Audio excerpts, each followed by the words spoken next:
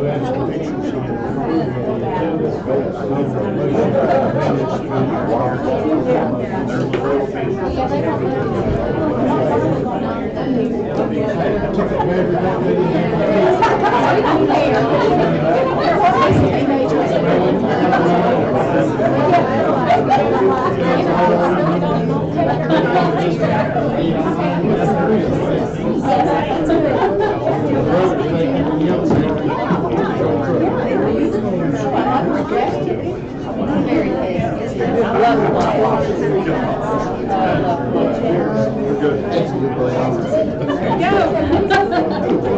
may already have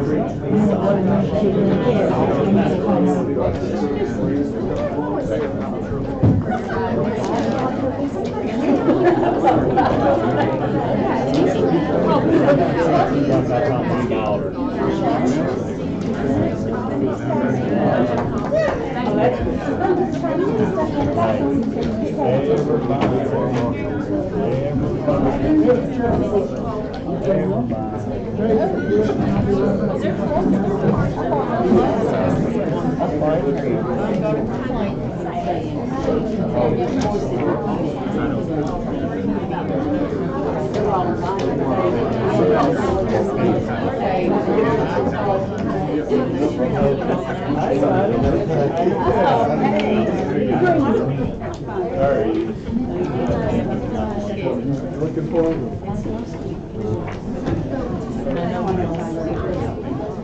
Yeah, we can't really.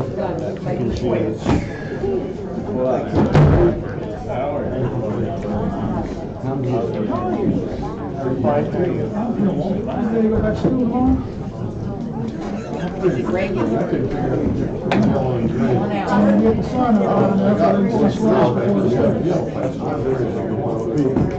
All right, we're ready now.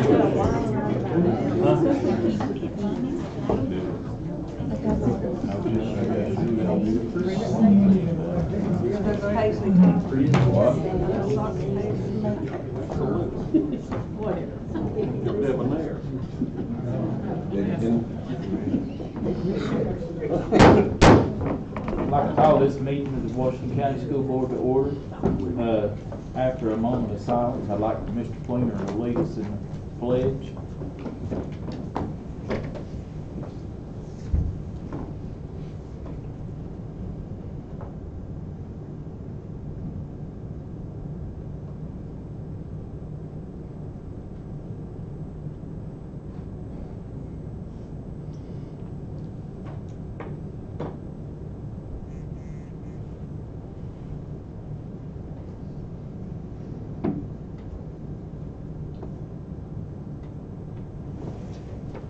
Please rise.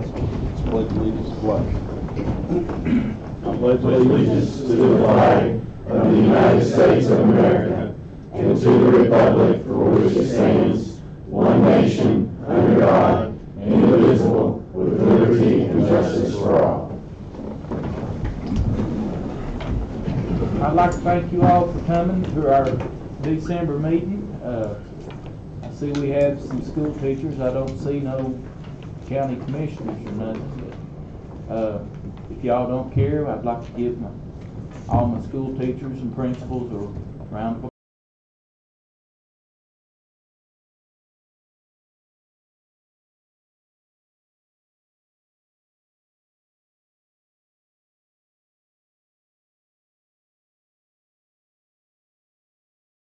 Have a second? Second.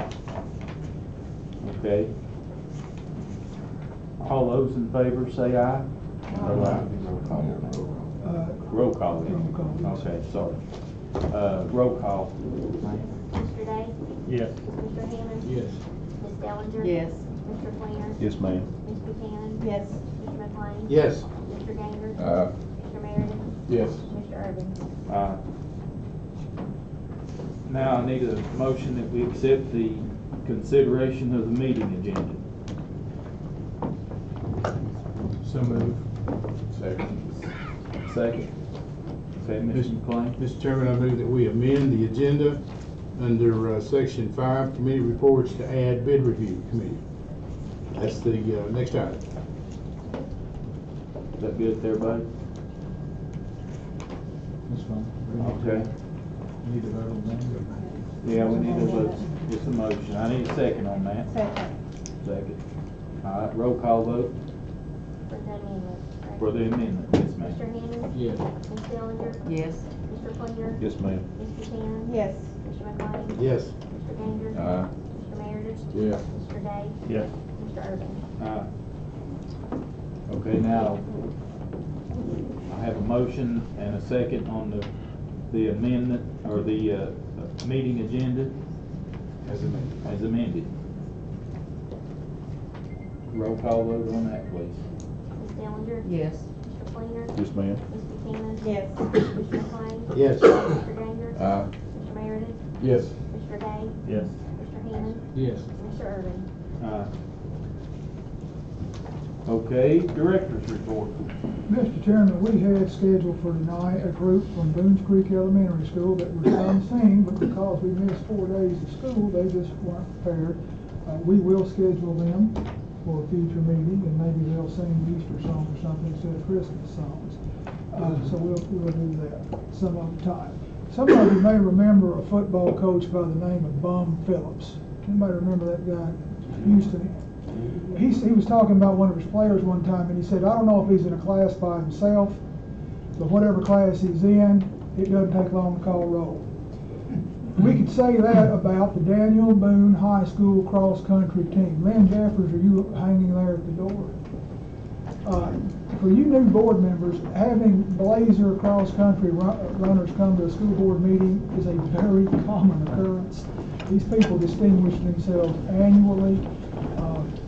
They are truly in a class by themselves. Because Lynn Jeffers, if you would present your team and the incredible things they've done this year.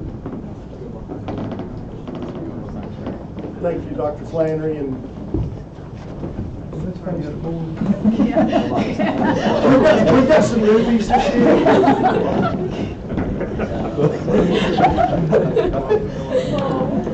Well, I want to thank Dr. Flannery and the board for allowing us to be here tonight. It's always an honor to be here at the board meetings. Before I forget to, I want to also, for any of the new board members that may not know him, recognize Ray Jones over here to your right. Coach is with us, is just an exceptional asset and a good friend, and pleasure to have him work with us. Our girls team, out of the 10 meets that they competed in this year, had 3 victories and 3 runner-ups. They were the conference champions this year. It was the first conference title since moving into District 1 20 years ago with the likes of Dobbins Bennett and Science Hill. They were region runner-ups and qualified for the state championships for the 2nd year in a row. They finished 7th this year, and it was the 10th appearance in the state championships for a girls team. It was also the highest finish in the large school division in school history for the girls. The members that competed with the conference champions and at the state meet, senior Erin Bruce was all conference and all region. Marley McCoy was all conference. Actually, she was 4-time all conference for us. And both of these young ladies have signed college scholarships to continue their education and running at Tusculum College. We have senior Alana Cloud, who was all region. Could not be here tonight, but senior Gracie Murray, who was all conference. We've got Judy Chella, who's a junior, was all conference and all region. Sophomore Patricia Chella, was all conference and all region. Junior Grace Sheldon and freshman Chloe Brown.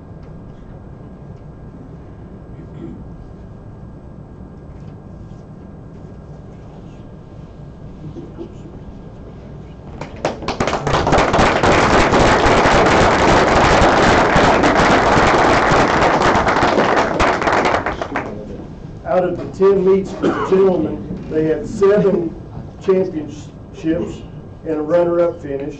They were conference champions for the 3rd year in a row and 7th time in the last 8 years. Region champions for the 3rd straight year and 6th in the last 7 years. This was the boys' 23rd appearance at the state championships, and this year placed 6th as a team.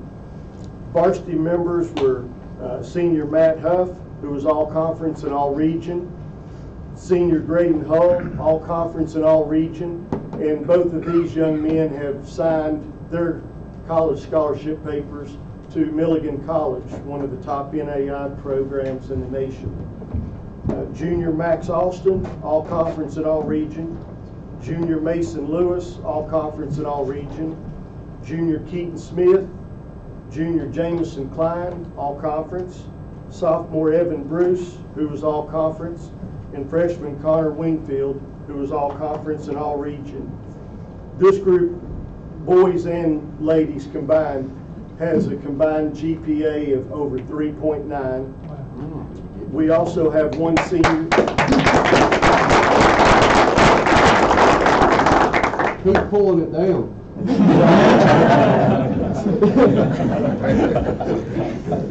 We also have one senior, Chance Bowman, who's not with us this evening, who had been #1 for our team up until mid-season when he had an injury, but wanted to also mention on the academic side that he scored a perfect 36 on his ACT and has applied and is awaiting acceptance from several Ivy League schools like Dartmouth, Princeton, Yale, and Harvard. Awesome. Is that it?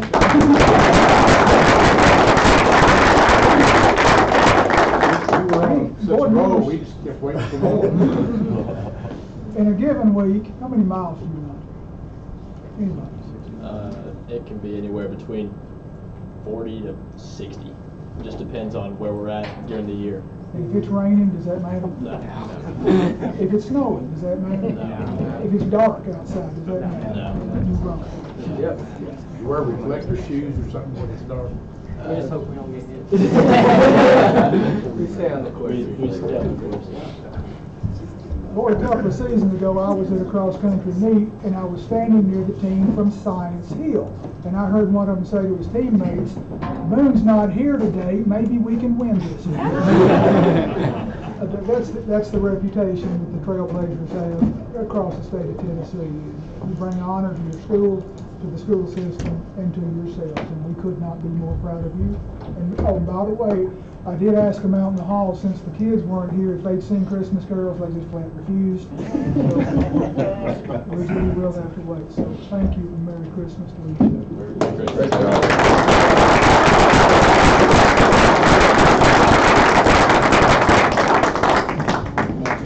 Thank you to the coaches, please. Yes, thank you.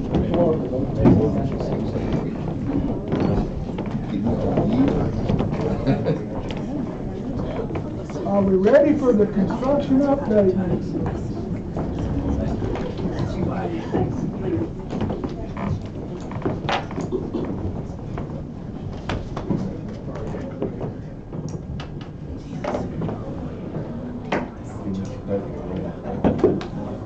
You get extra pay for this.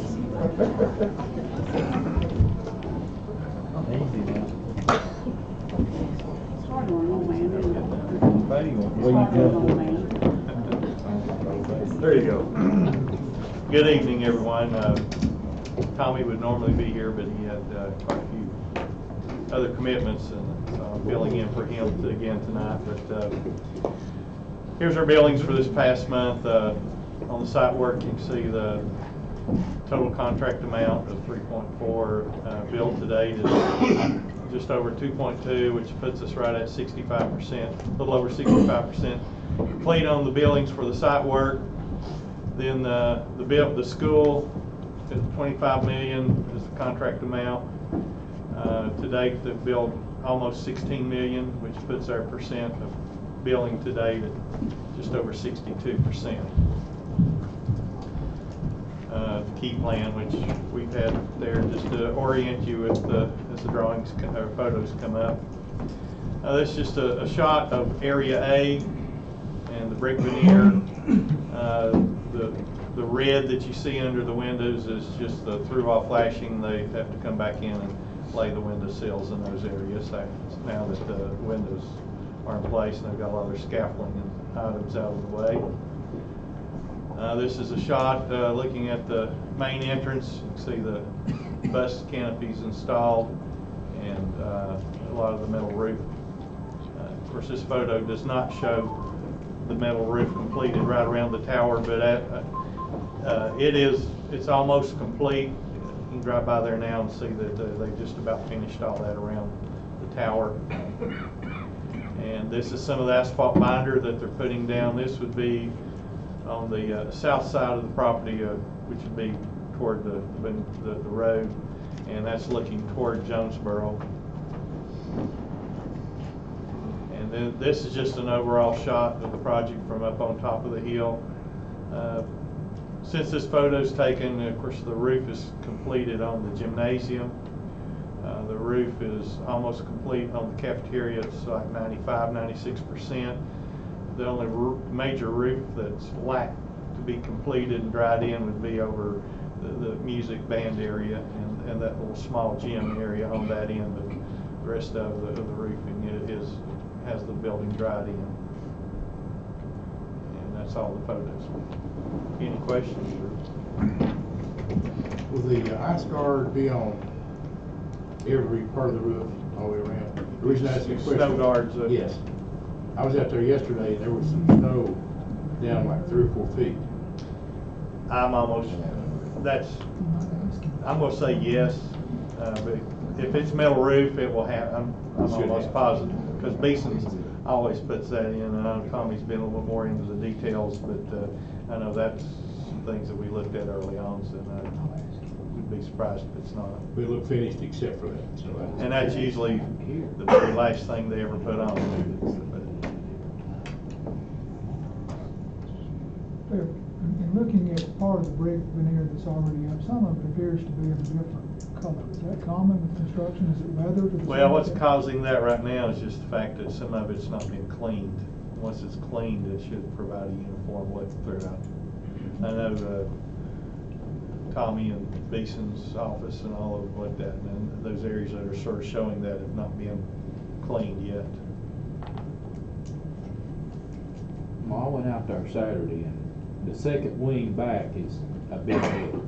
Well, you can see a little bit of that in that photo I showed you today if you look closely in this. Well, it is two different colors anyway, isn't it? Top and bottom is two different colors. I had not noticed the different color. Of course, I just noticed. But I may be wrong. But can we go back to the photos and look at those real quick? Oops.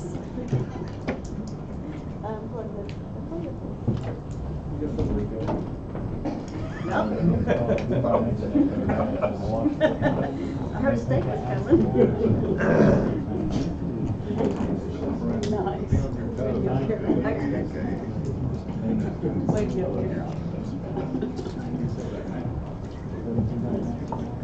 I mean, I guess what you're talking about, you can see a little, the top part looks a little darker, and the bottom to me looks a little lighter shade. And if you go up and look closely at that on the site, you can see that that bottom part has not been cleaned yet. And so those should be more of a uniform color once that's complete. Is that what you're saying, Henry? I want everybody to look at it, okay? Because I see a difference. The first wing, go back to my wings. C wing is where we have a door. You have a door here and a door here. This wall is the same. This wall is the same.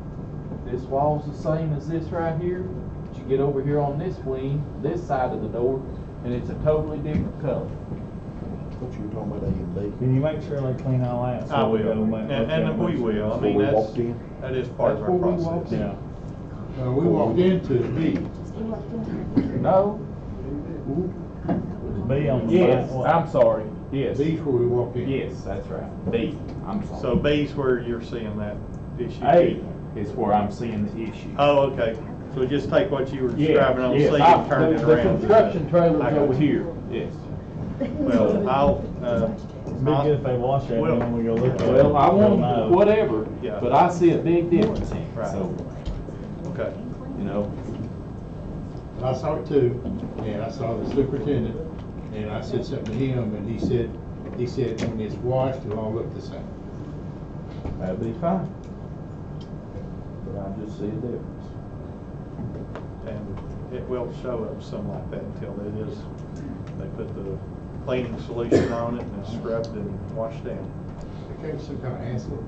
No, you don't use acid anymore, they use you talked about like muriatic acid, and they use more it's called Sure Clean is the product, it's not a true acid. They quit using it quite a few years ago. How's the flooring coming on? Uh, The flooring? Have we started? I can't answer that. I got that was not getting this, but I do know flooring has been going on, and I can't tell you the progress of it. But the last time I was Tommy's up there every day, but I'm just sort of substituting in for him. But I do know flooring is in process. Anybody else? Thank you. Go, Merry Christmas. Thank you. Merry Christmas to you. Wow, it's place. While we were at the TSBA convention in Nashville, the Jonesboro Kiwanis Club held an event. And if some members of the Kiwanis Club would come forward, Loie Van Sterven, a good friend of mine, has a presentation. You're not, everybody that's anybody goes to the spaghetti supper, right? Yes, Okay. all of you are going to the spaghetti supper, right? The answer is yes. I got tickets, okay. I have tickets for sale. So those are all yours. There it is. Good evening. My name's Loie Van Stavern. I have the privilege of representing the Kiwanis Club here tonight. They were picking on me about having stuff written down, but it's bad when I go off script, so bear with me. Every once in a while, someone has an idea, someone else has an idea, someone else adds to it, someone else adds to it. You've all been part of things like that. The Jonesboro Kiwanis Club was presented with an idea last spring, and it grew and it grew, and we're here tonight to share with you the fruits of that effort, which was pretty awesome. The idea was to have a fundraiser and donate money to you in order to buy Chromebooks for Washington County students. Okay. Kiwanis Club is all about doing whatever we can for kids. In fact, including our presentation tonight, we've donated over $26,000 to kids-related programs in this community, 14,000 of which have gone to Washington County students. By the way, we're always looking for new members. Okay? I have applications, by the way. The dining and dancing for a Kiwanis Kids event at the McKinney Center in early November was designed to provide participants a pleasant evening for supporters to dine, socialize, while offering additional opportunities, silent auction, live auction, to support this event. So many people pitched in to make this possible. From the Kiwanis, our committee chairs, Glenn Walker, Don Heaton, Cindy Gambrell, Michelle Stewart, Michelle's here, Jack Van Zandt, Jack's right here behind me, contributed in ways that I never dreamed of when we first started talking about this. In addition to those committee chairs, almost every single member donated time and or money to make this the success that it was. A number of them are here with us tonight. Additionally, we reached out to students. We thought this was for students, and so let's include kids in this. And we're really excited that the Builders Clubs at Lamar at Grandview, at Jonesboro Middle, as well as the key clubs at Boone and Crockett participated. We had just shy of 30 kids working as servers that night. They might have had more fun than the adults did. So, are any of those young people here tonight? Stand up, please. You guys did such an awesome job. Okay?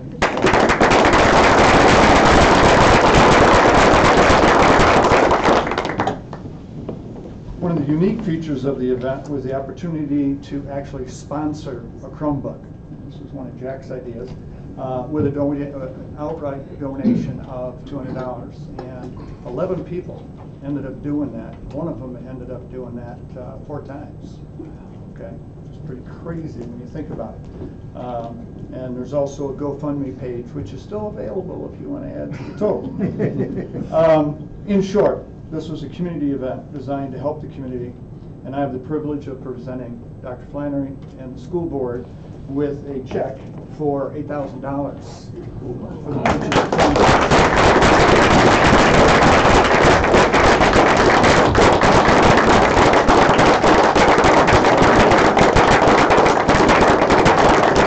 Here's the actual check. Thank you. Thank the mom. You bring it back to Brad. We need some pictures. All right, how do you want to do this, Kiwanis member? You want the whole board? And let's make sure and get your student members in here as well. Sure. All of the above. Let's get all, Susan, would you take charge, please? I will.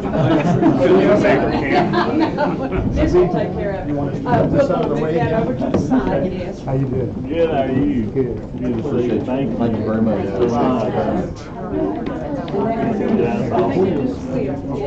told you it was $10. Board members will just stand up. I might be able to get it with everybody here at the steps all the way up. They do that. You want to maybe stand up front? Right there's a great set. Stand up. There you go. That's pretty Straighten everything We up. need chairs to sit, stand on them. No. All right, I'm working on it. We'll get another one. 1, 2, 3. Take a couple more. 1, 2, 3. Now they are less late. Thank you.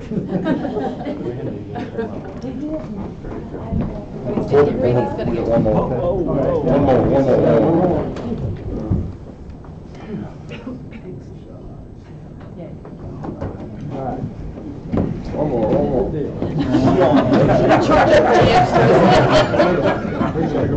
Thanks a lot for helping us.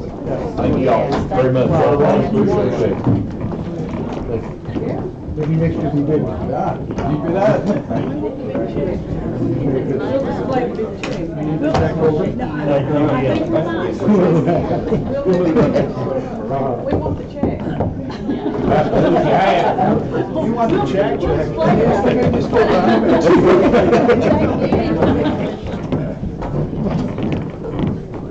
I'm like Happy Gilmore. I like them big checks.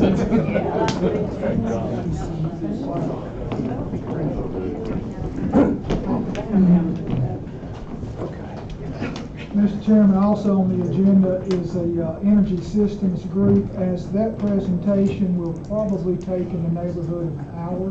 We're going to put that off until the January 7th workshop call meeting. Let that happen first. This is one of the companies that assists municipalities, school boards, LEAs, in doing capital improvement projects without having to use tax dollars. And we'll put that aside until then.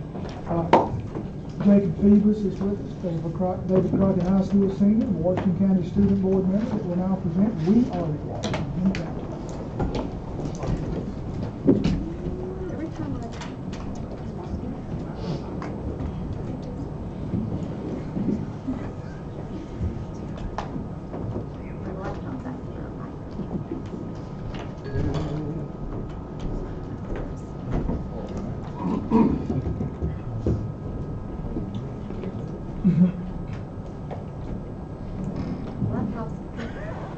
Laptop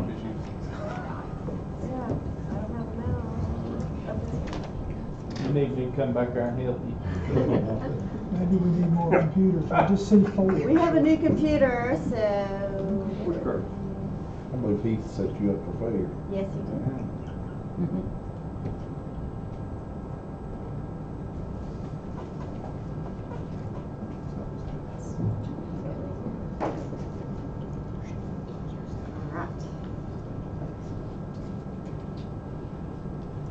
She is Carol. She is Carol.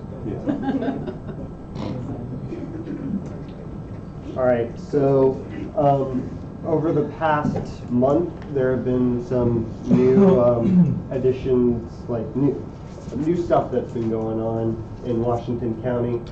We've had a lot of signings, such as Taylor Roy signing with UT Martin. Her sister actually graduated last year and signed with UT Martin as well. So she's a 4-year cross-country runner, and she is going on to UT Martin, and she's had the second fastest time in Pioneer history in the girls cross country. So that's pretty outstanding. Bailey Carmichael, she signed with Trevecca Nazarene University. She's the basketball team captain over at Boone, and she's a 2-time District 1 AAA tournament most valuable player. She wanted to take her skills to Trevecca Nazarene University, but it wasn't only based on basketball. She chose to go there because of the pre-med opportunities as well. So both an athlete and a scholar. Our schools are now becoming more and more protected through the use of Raptor technologies. It's a scanning system, checking IDs and of all the people who come in for visitors and stuff, making sure that they're checking for sexual offenders and stuff of that nature. And it's said that it's going to be all throughout the district by the end of the 2018 to 2019 school year.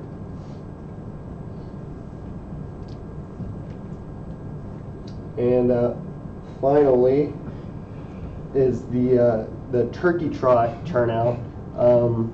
It was a huge turnout with around 4,250 people and from 29 different states, as well as people from Canada, Switzerland, and Zimbabwe.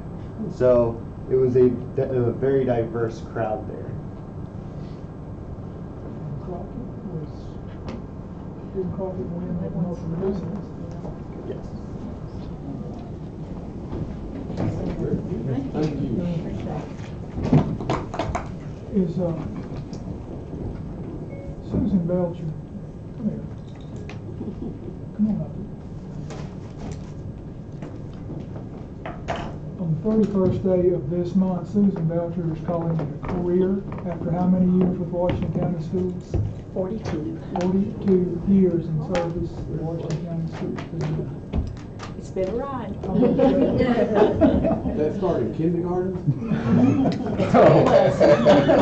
I'm sorry I'm not going to be around. I think I would like you. You think? Congratulations. A little over 30 in this office. It's like leaving a family. And you know, I have mixed emotions, but I'm looking forward to it. And I will miss everyone. Thank you.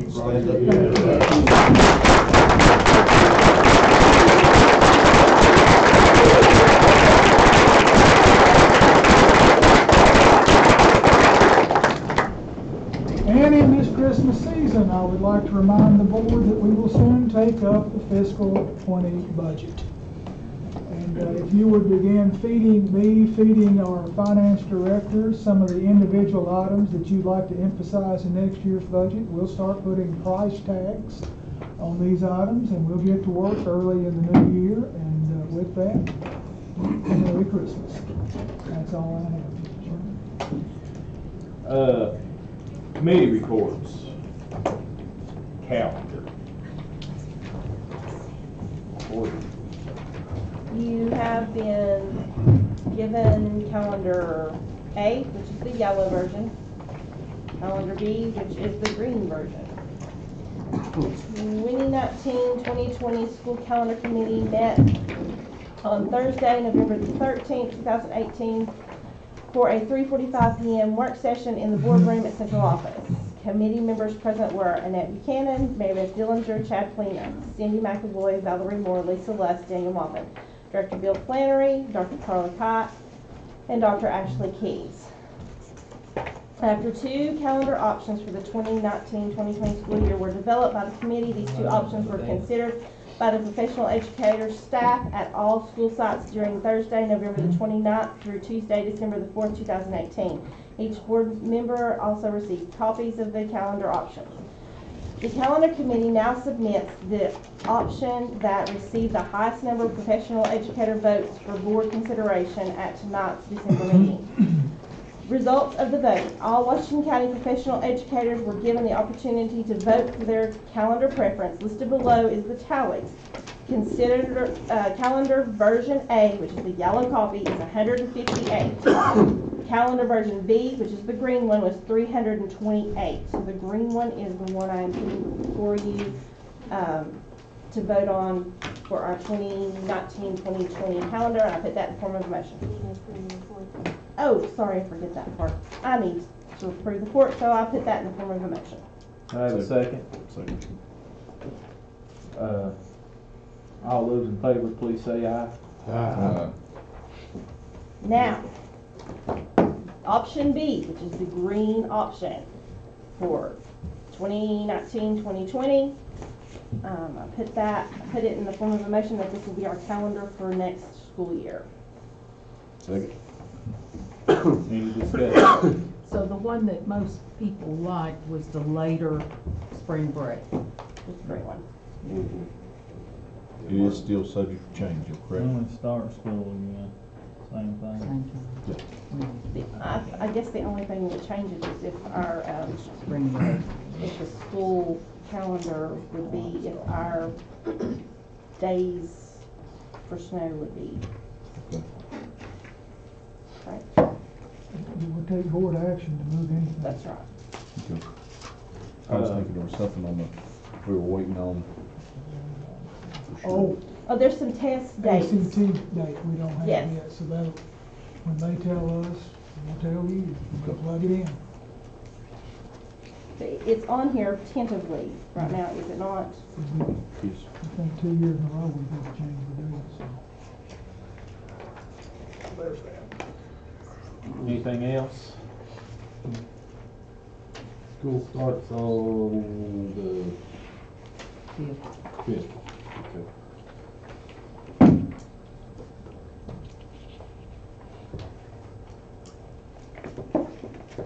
We'll be putting this on the website with board approval if this passes immediately. Yes, people that are already helps. demanding Yeah, to see it. it helps people. Didn't we decide, I thought we decided that there would be some, Dr. Cott, wasn't there some stipulations that you were gonna put on the website as, that would have said? Pending any type of Tennessee Department of Education adjustments or changes. And that the it's March, subject to yeah, and the March the 24th date is supposed to be tagged as that the ACT. possibly. But that's not gonna affect spring break or fall break or anything No. like that. If it stays on the 24th, but we don't know, they've not determined, that's where it's been somewhat in the past. And they always give you a makeup date on the ACT, and we take advantage of that before we start working around the spring break. If it's just an immovable object once you have passed it. We just wanted some disclaimers there because we know that we're not in charge of that date. When do you expect to know that date firm from the state? In the past, we've already known it, but they've yet to make that decision, so we even called an ad, and they said they have no idea it would be when the ACT makes that announcement. As of today's director's report, they have not posted it. Maybe tomorrow. Not likely. I need roll call vote on option B. Mr. Fleener? Yes, ma'am. Mr. Cannon? Yes. Mr. McLean? Yes. Mr. Ganger? Aye. Mr. Meredith? Aye. Mr. Day? Yes. Mr. Hammond? Yes. Ms. Dellinger? Yes. Mr. Irvin? Aye.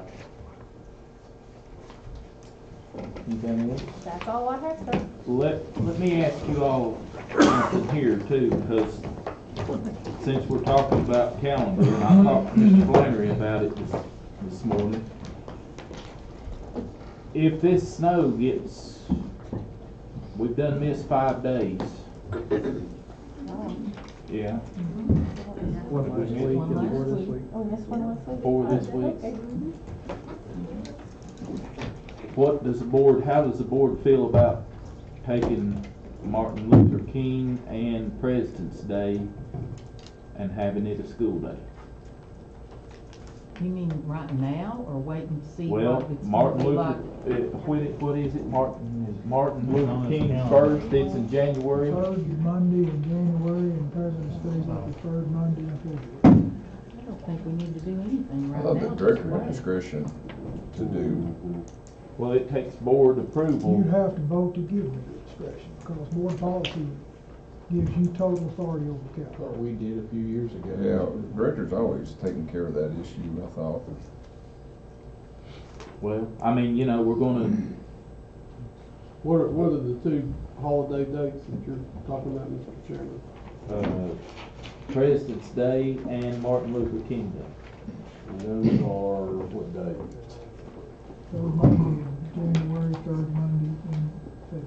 Don't we have 8 days left to use, right? Yes. There's 13 on Well, The reason I'm bringing this up is I feel like there's gonna be a lot more snow coming.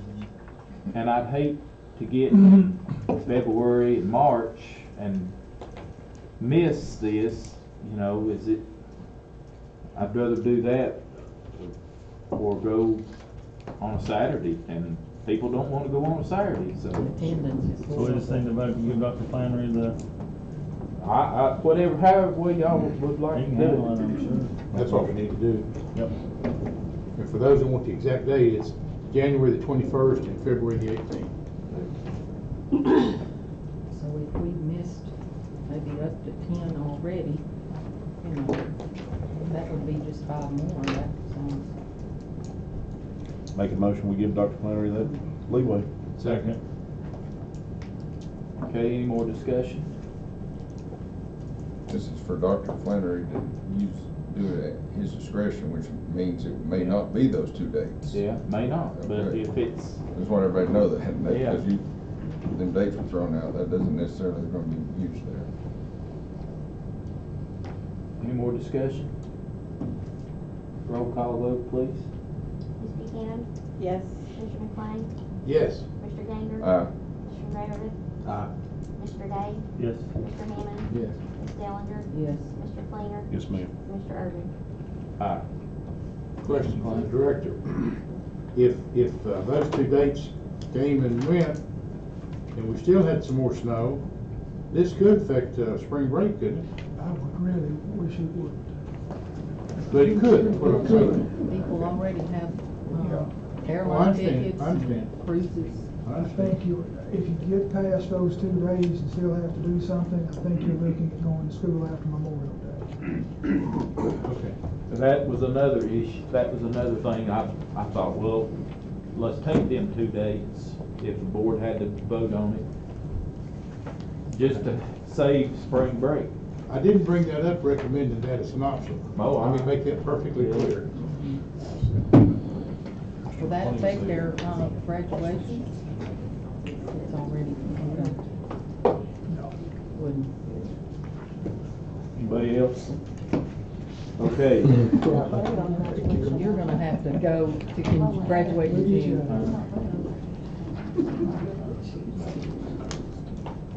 Facilities, Mr. Gaines. All right. Facilities Committee met earlier in the week. It's placed in your Dropbox. Hopefully everyone's had time to read it, so I move for approval of the report. Have a second? Second.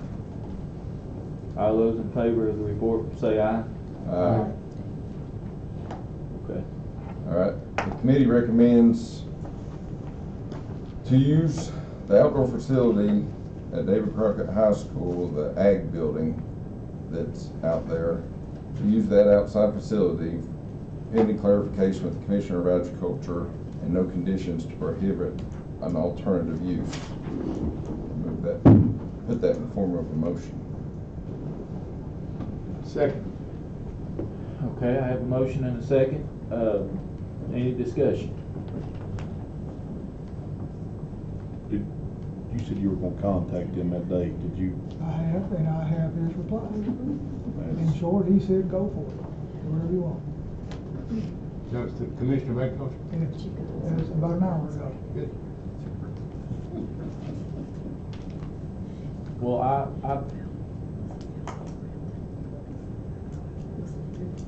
I want to see what they, I know I was here the other day in the facilities, and I want to see what they have in their mind before I okay anything, or before I support anything getting done in that ag building. Just a motion to give them the okay to start looking to do something. They will definitely bring whatever back. This is just, we all know what the issue has been with that building, whether you can use it for something or not. This is just giving them the permission to look at, start using it in a different way.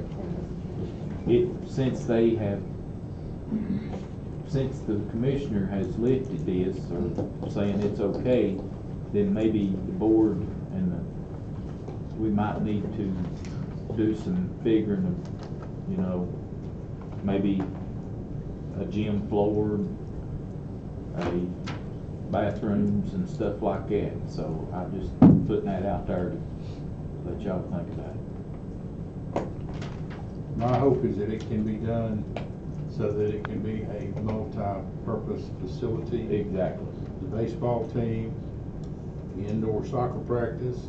Ag department, whoever wants to use it. Whoever wants to use it, it can be used as a multi-functional building, which was part of its intent to begin with everything aimed toward agricultural learning.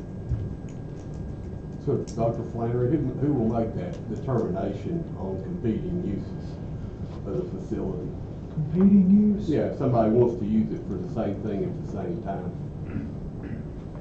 I guess like the bands or anything else, it's just whoever asked first. But I mean, who? The principal. The principal or the central office, or who manages that? Well, under board policy, the facilities out of school are under the authority of the principal, Okay. so let's just go with that. It's kind of unusual.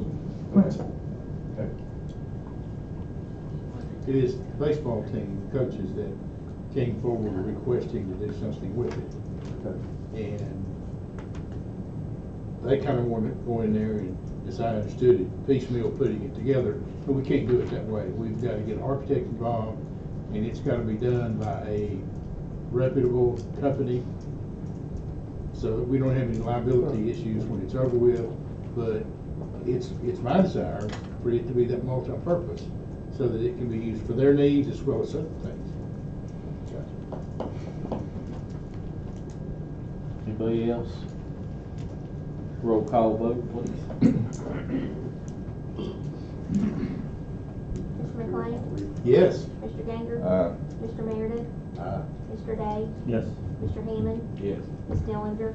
Yes. Mr. Fleener? Yes, ma'am. Ms. Buchanan? Yes. Mr. Irvin? Anything else, Mr. Ganger? Yeah, waiting on you to say move Okay. approval. Committee recommends requesting funding for the re-roofing of Jonesboro Elementary and Jonesboro Middle School from the County Commission. Move for, or put that for a motion. Second. Okay, Mr. Blaine. I have a motion and a second on So we're giving up doing anything new for Jonesboro? This pretty much is gonna sentence them for what, 10, 15 more years without anything? Not putting a roof on Said it. we gotta put roofs on them now. We can't wait anymore. putting a roof on it, keep them dry. I mean, you're not saying that's not. That's sentencing them in the eyes of the county commission. And that means. Absolutely, it's not. This roof needed done 2 years ago. And this has been drawn It's a on. horrible idea. Well, what do you do if the roof starts leaking and? I think we need to get on doing something. You're still looking at 2 or 3 years if you do get on it. Yeah. We can't do 2 or 3 years for the roof according to Mr. Panzer's. Correct? Sorry. We don't have 2 or 3 years to wait on a roof, do we? No, we do not. So we don't have a choice. That's just sentencing them to be in the same old building for that much longer. Quicker. Well, Mayor, I do have one question after I heard that we were going to request the commission to put a roof on the building. I didn't hear a dollar amount attached to that, so how do we? Well, I put up the bids again. I know we're close to Christmas, but, so, I mean, Phil, do you have and I think that needs to be in Yes, the this last board's figure I had- motion as to how much we're requesting. The last figure I had to replace Jonesboro Elementary was $925,000. And the last figure I had to replace Jonesboro Middle was north of $510,000.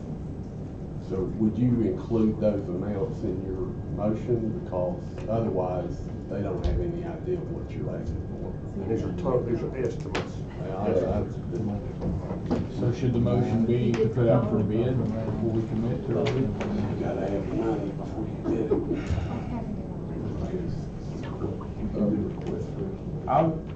That's why, let me throw something out here. They have, but I want to have a call board meeting and discuss the issues at Jonesboro. Since the McCoy property is not going to get purchased, that it looks like it's not going to, I want us to meet with the architect and talk about the roofs, talk about Scheme 6, and Mr. Flannery, you had talked to Tony and he said he can't meet with us till January. After the 7th of January. When's the Hugh committee? When is the Hugh committee? Can we make that date after them? Because we're gonna find out what. Can we postpone this vote? Yes.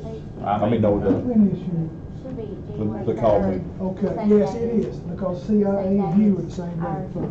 The 3rd. But I'd like to hold off on this roof vote, if y'all would consider it, till we get our called meeting with Tony and talk about Scheme 6 and. Let me just remind you, we've held off on this roof for over 3 years now. And we'll continue to kick the can down the road. Well, That's all we do. That's all Everybody we do. supported Scheme 6, and that's, so we're Well, waiting. that one building gets a new roof with Scheme 6 anyway.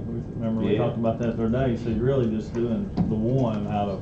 Well, now that we're limited though with space, aren't gonna get the McCoy property, it might be a good time to tear down the round and have that for a huge playground or have it for space. We're gonna be limited on the amount of space we've got for our But kids. Mr. Patrick's saying you can't wait 2 or 3 more years, period. You gotta put a roof on something. I mean, I understand what you're saying, but he's Well, I saying you just can't think wait. it's a waste if that's what we decide to do. Well, it is Mr. Patrick, how old are those numbers? How many years back? Those quotes are over 6 months old. Are they more than 24 months old? We said 6 months. No, I said they're over 6 months. Are they more than 24 months old? No, they're not. Okay, so they're fairly recent, say. Within a year? Yes. Okay, all right. When They're on that priority list. Well, I didn't know the dollar amounts. Didn't know if those were amounts that were coming from 2 or 3 years ago, or so. No, they're within the last year. Okay, perfect. So, in that case, They've been made aware of okay, it, so. if we were going to delay it, it'd give him some time to update those numbers, but you do need, I do think you need to have a dollar amount in They've your been request, given. or else it's coming back here. Well, they've been given them. It's in that priority list. It's not on the list. It's, Nope. No. It's not on the list, Bob. Well, it was on the way HEW and the county commission works. Well, it was, but the last list that we sent them of our needs had no roofs for Boones Creek Elementary, Jonesboro Elementary. well, if you want to make Because an of amendment the to scheme, it, because of the replacement. you want to amend the Yeah, you motion. need to have a dollar amount. I'm not going, It's on It's on there. this priority list. And this is the most recently. Is that on there for It yours? is. Jonesboro Middle is not. Boones Creek, or Jonesboro Elementary and Boones Creek Elementary are both on there, depending on future use of facility, both of them at a price tag of $925,000. Jonesboro Middle, I think. They're on down there, Dr. Flannery. Yeah. They're on there. Jonesboro Middle's listed on there. Yeah, they went over that with you, I thought. So it is, at $500,000. Okay. They tabled it, but they went over. Then they got the number. Never mind. I'll. Thank you. Well, I'd like to hold off on this motion, but it's got a motion and a second. I'm gonna ask for a roll call vote on it, but we are planning on having a meeting on sometime after January the 7th for Jonesboro. So what does it hurt if we move forward and get approval? We don't have to take it if we change our mind during that time, but it doesn't delay us for 2 or 3 more months. I would prefer not to vote for this roof till after we have this meeting. I don't want to it's a vote, I don't want to tie our hands. Well, I mean, So- are they realistic to understand that we still want scheme 6? We're just saying if they don't, we If don't. we're voting for this roof, they may think we'd give up on scheme 6. I So hardly won't think that's hope- the case. Well, I do. It's been, I don't been trust. made clear that I both don't these trust the way schools things is. need a roof. I think we gotta trust them. I mean, that's part of the problem with. That's the huge Would it part. hurt to We need to trust them. if they're that close, Why would, I don't understand why scheme 6 would stop you from doing the roof. I mean, you're not doing anything to the existing building. Why are we gonna, Well, what are we scheme gonna six, do we- with the round building then, if we're gonna have a. I don't want to put a roof on on the round building.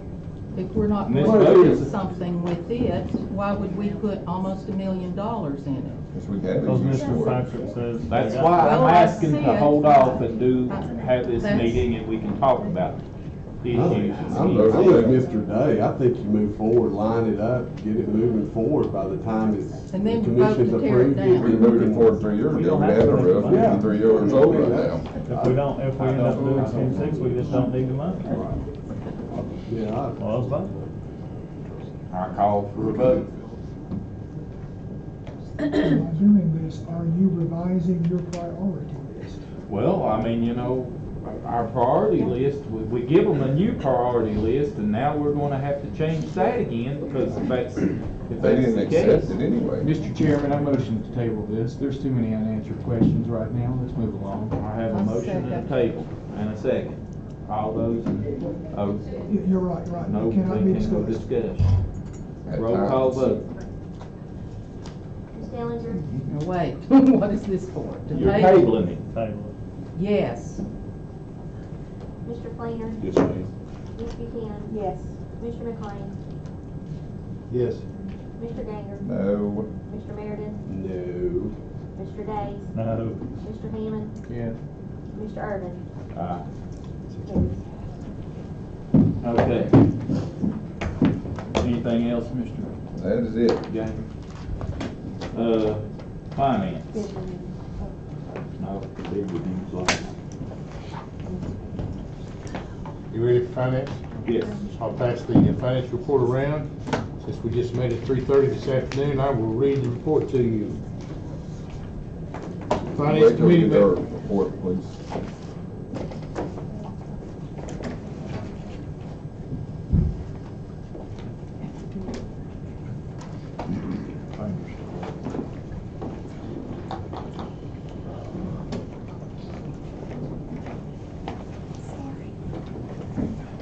Are we ready? Finance committee met Thursday, December 13th, 2018, 3:30 p.m. in Washington County Department of Education Central Office. Those present for the meeting were Chairman Philip McLean, committee members David Hammond, Dr. Ellis Holcomb, Mary Beth Hilger, interim director of schools Dr. Bill Flannery, director of finance Brad Hale, student board member Aisling Hagan. Also in attendance were assistant director of finance Angela Gwynn and Paul Masters. Committee considered general fund financial statement for the month of October, and the committee recommends approval. The committee considered the federal fund financial statement for the month of October, and the committee recommends approval. The committee considered a request to approve federal equipment disposal. The committee recommends approval. The committee considered a request to approve a new pay scale to be called CO HR Generalist. This is to more accurately reflect changing job duties within the central office HR department. The committee recommends approval. The committee considered a request to approve a lease renewal from Pitney Bowes for mailroom equipment. The committee recommends approval. The committee considered a request to approve a service agreement through ENA for voice services. It is estimated this lease will result in a potential 30% cost savings for the system based off prior phone carrier charges. The committee recommends approval. The committee reviewed a cost impact analysis regarding increasing pay for substitute teachers that include additional compensation for sub-teachers with the teaching license.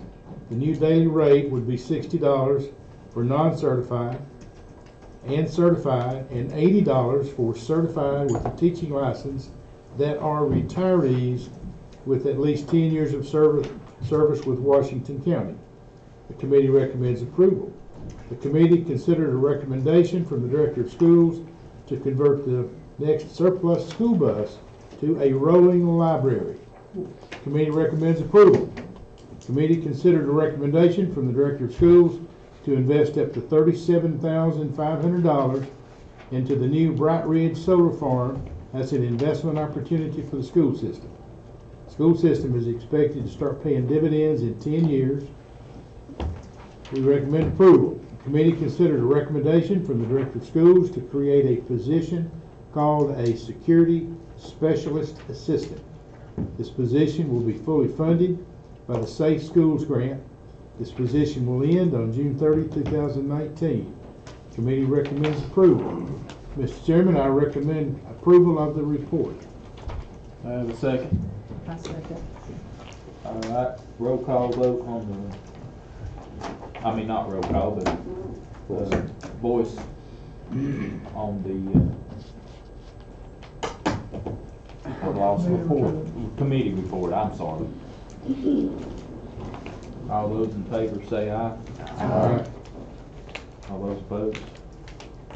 Okay, Mr. McClung. Thank you, Mr. Chairman. Committee considered the general fund financial statement for the month of October, and we make the motion to approve it, sir. I have a second. Yes, ma'am. Yes, what'd you say? Yes, ma'am. I was talking to Jennifer. Roll call vote, please. Mr. Day? Yes. Mr. Hammond? Yes. Ms. Dellinger? Yes. Mr. Klinger? Yes, ma'am. Ms. Buchanan? Yes. Mr. McLean? Yes. Mr. Ganger? Mr. Meredith? Yes. Mr. Irvin? Aye. Okay. Thank you, Mr. Chairman. Committee considered the federal fund financial statement for the month of October, and committee recommends approval. I have a second. Roll call vote, please. Mr. Hammond? Yes. Ms. Dellinger? Yes. Mr. Klinger? Yes, ma'am. Ms. Buchanan? Yes. Mr. McLean? Yes. Mr. Ganger? Aye. Mr. Meredith? Yes. Mr. Day? Yes. Mr. Irvin? Aye. Okay. Thank you, sir. Committee considered a request to approve federal equipment disposition. Committee recommends approval. That should have been in your Dropbox if you have any questions. Those items are either non-working or obsolete. I have a second. Second. Okay, roll call vote, please. Mr. Klinger? Yes, ma'am. Ms. Buchanan? Yes. Mr. McLean? Yes. Mr. Ganger? Aye. Mr. Meredith? Aye. Mr. Day?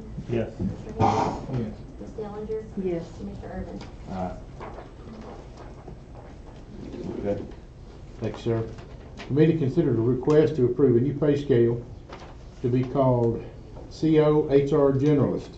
This is to more accurately reflect changing job duties with the central office HR department. Committee recommends approval. Is that in everybody's Dropbox? I have not seen No, this was not the Dropbox. Do I have a second? it. I'll second it just to hear what's going Well, on I'm here. gonna ask for discussion. Okay. I may have. We have a motion and a second, now discussion. All right, I will attempt to explain it and you step in at any time, okay? This is for the young lady that is primarily the secretary in the HR office. She's increasing her responsibilities, and I'll give you a few of them. She's increased her duties with Transportation Department employees, including but not limited to Department of Transportation driver physicals, bus fleet inspection, maintenance digital records, drug and alcohol screening, create and maintain maintenance of motor vehicle reports for every driver, upkeep of personnel reports for transportation employees according to new state guidelines and bus driver trainer schedules. She's now calculating figures for annual insurance upgrades through Tennessee Risk Management. New legislation requires fingerprint background checks on all employees every 5 years. No employee is grandfathered into this schedule. Is there more you'd like to add to that? No, every 5 years, the fingerprinting is such an undertaking. We've had lots of discussions about that at the state level of how to do that, because we have to go back and get everyone, and that is every employee, not just certificated employees. So that in itself is going to be a monumental task.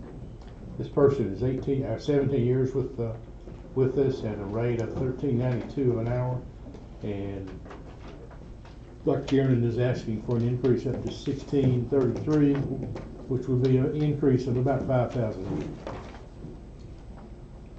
Is somebody already doing that already now, those particular job duties? She is doing that now. Okay. Mhm. Who was doing them, where were they being done before? It's new legislation for the fingerprinting. We have to do fingerprinting on all new employees. And now this is grandfathering, this is not using grandfather clause and going back and getting every employee for fingerprinting and other databases that we have to check for all new employees.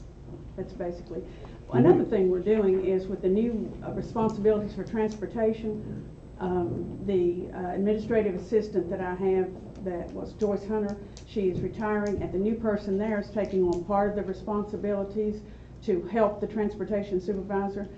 Dr. Adams and my administrative assistant are taking on some of those responsibilities here. So we're trying to streamline that and make sure that all those guidelines that we were deficient on in the transportation department are taken care of, and all the reports are written and all the drug screening is completed. So they maybe weren't being done before. So that now we're actually. And legislation had changed last summer, so it changed last summer to a lot of those, but some of the work was not being done, but a lot of the new restrictions came on last summer. Now, we don't actually do the fingerprinting, do we? I mean, I No, would suspect no, that but the sheriff's office we get the does that. reports. They are responsible for handling doing it. their own, that's correct. Does somebody have to schedule them, though? They schedule their own. We just provide the opportunities, tell them who to contact and that kind of thing. Okay. Any other questions? Anything else? Roll call vote. Let me ask Dr. Flannery your recommendation. I'm assuming you're in support of this. I fully support Dr. Kieran's recommendation to create this pay scale. The report I was given actually had his stamp of approval on November the 25th. It makes a lot of sense. That job's there. Roll call vote, please. Mr. Flainer? Yes, ma'am. Ms. Buchanan? Yes. Mr. McLean? Yes. Mr. Ganger? Aye. Mr. Meredith? Mr. Day? Yes. Mr. Hammond? Yes. Ms. Dellinger? Yes. Mr. Irvin? Okay. Thank you, Mr. Chairman. Committee considered a request to approve a lease renewal from Pitney Bowes for mailroom equipment. The committee recommends approval. Can you go into I need a second. Second, sir. Okay, discussion. Can you go into detail what is this for? I'd rather ask Director Hale to do that for us, if he would. Sir? It's our main machine that we stamp all mail that goes out of this office. So it's a commercial piece of equipment, and if we don't have it, we don't get to mail any letters out from the office anyway. We do get a 3% reduction by using this machine. Instead of 50 cents, it's 47 cents. So it's a savings in that aspect. But it's the machine's already downstairs, but the lease renewal's up. Since it's past the fiscal year, it still requires board approval. It does have a non-appropriations clause in it, so should for whatever reason funding not be available, the lease is null and void. $257 a month, is that right? Yes, I have it right here, actually. And it fits in your budget. It is, it's already in, actually. And it is $287.40 a month. Any more discussion? Roll call vote, please. Ms. Buchanan? Yes. Mr. McLean? Yes. Mr. Ganger? Aye. Mr. Meredith? Aye. Mr. Day? Yes. Mr. Hammond? Yes. Ms. Dellinger? Yes. Mr. Fleener? Yes, ma'am. Mr. Irvin? Aye. Mr. Clark. Thank you. Committee considered a request to approve a service agreement through E&A for voice services. It is estimated this lease will result in potentially a 30% cost savings from the system based off prior phone carrier charges. Committee recommends approval, sir. I have a second. Second. Any discussion? Was this in Dropbox? Have we seen this? You haven't seen this item. You saw the main finance documents. These items are still being gathered, so they wouldn't be in Dropbox. So tell us, what's the, It's a change in phone carrier. Mr. Fulbright's overseeing that process, but it's, the voice over IP just gives it more efficiency. It's a cost savings. The only phone lines that will remain with CenturyLink would be the alarm systems. So that's where system-wide, the estimate's about 30% at least, which is about a $3,500 amount monthly that we should realize in savings. Now, it's through the internet. Should the internet ever go down, there is a number that could be called, and calls, at least for designated numbers, could be rerouted, forwarded to cell phones or things of that sort. Once again, saving money. Roll call vote, please. Mr. McLean? Yes. Mr. Ganger? Aye. Mr. Meredith? Aye. Mr. Day? Yes. Mr. Hammond? Yes. Ms. Dellinger? Yes. Mr. Fleener? Yes, ma'am. Ms. Buchanan? Yes. Mr. Irvin? Aye. Okay. Committee reviewed a cost impact analysis regarding increasing pay for substitute teachers that include additional compensation for substitute teachers with a teaching license. The new daily rate will be $60 for non-certified and certified, and $80 per day for certified retired teachers with a teaching license that are retired with at least 10 years of service with the Washington County Department of Education. The committee recommends approval. We'll get to second. Mr. Hale will have some more information. Second. Okay, I have a motion and a second. We didn't Discussion. add the license, because they may have their license, that didn't need to be added. Because a lot of times their license will expire, but that we still want to allow them. What about certified? I thought they wouldn't be certified either, would it? License and certification. You said in the meeting that they didn't have to keep it up, but you said it cost money. We said that's right. Right, so can we strike that from it? Can you Yes. read it again, please? We can strike that. Okay. So basically what we're saying, today we pay 55 for a sub, for a non-certified sub, and 60 for everyone else with a degree, with retired, whatever it be. What we're recommending is that we go to $60 a day for a regular sub and $80 a day for retired teachers from our system. We really have a big problem trying to get subs in our system. And I hope that this is going to be a way to raise from 55 to 60. And I'm hoping this is going to be a good way to attract some of the retired teachers that other systems seem to utilize a lot more than we do. If we can start out trying to get them to sub for us, I think that would work out really well for us.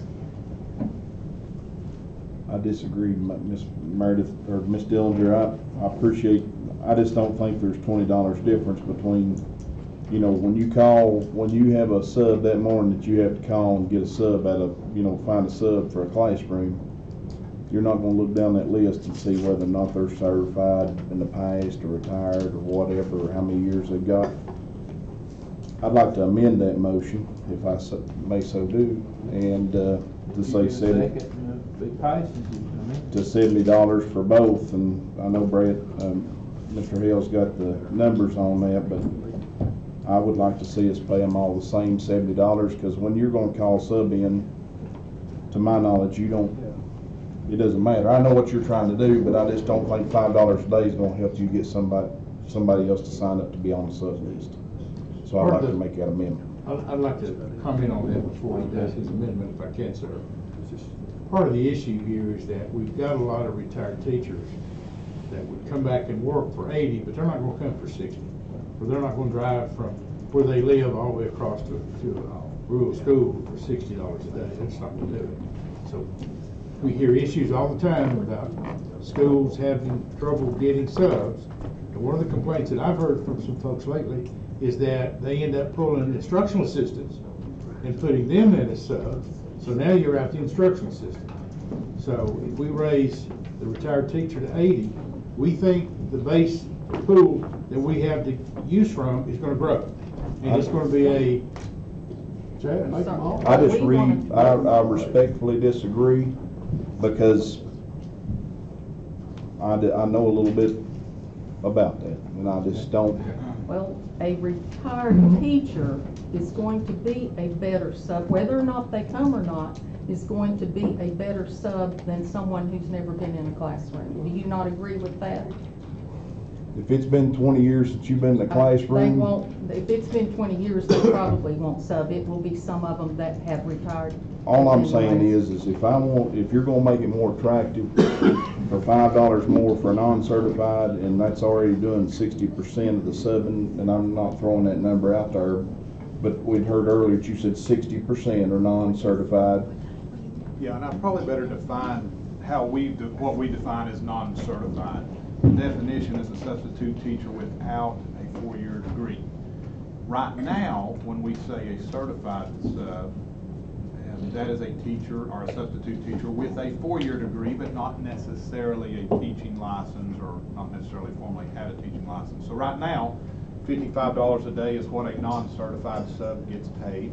A certified sub, which is again a 4-year degree of any type, is $60 a day.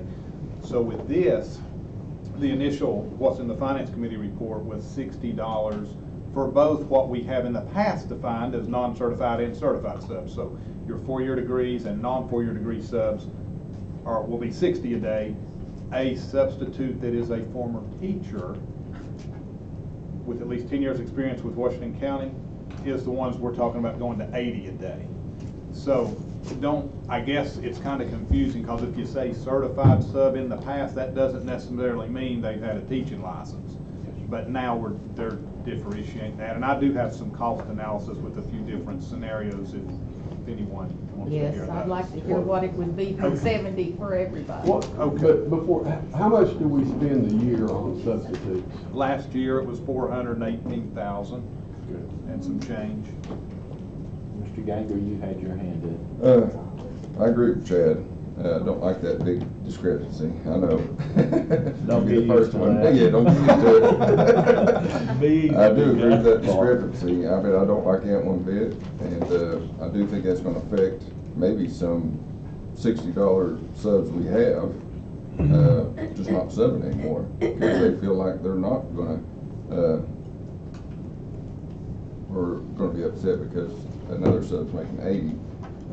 They're getting the I also have What a is the problem. difference between a $60 sub and an $80 sub? If we raise it to 80, isn't the $60 one's the ones who are raising it to 80?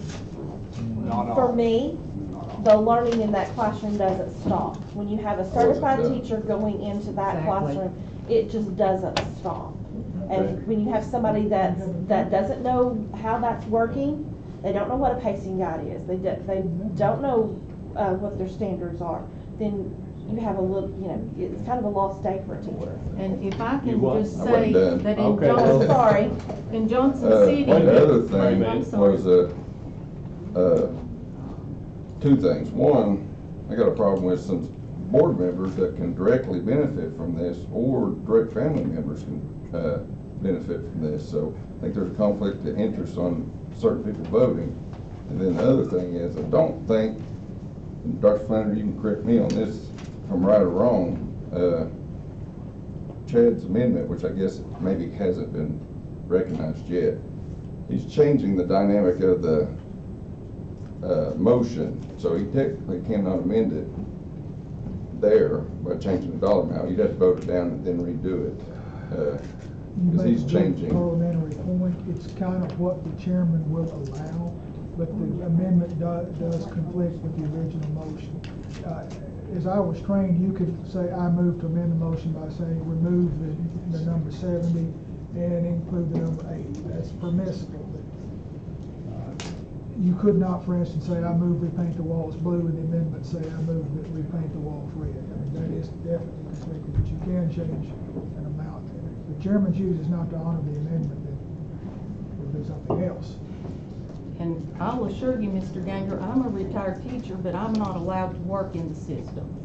So I won't be working in the system if that's what you're concerned about. There's a conflict of interest. How is that? I have two sisters that work, they're currently working. They are not going to be working.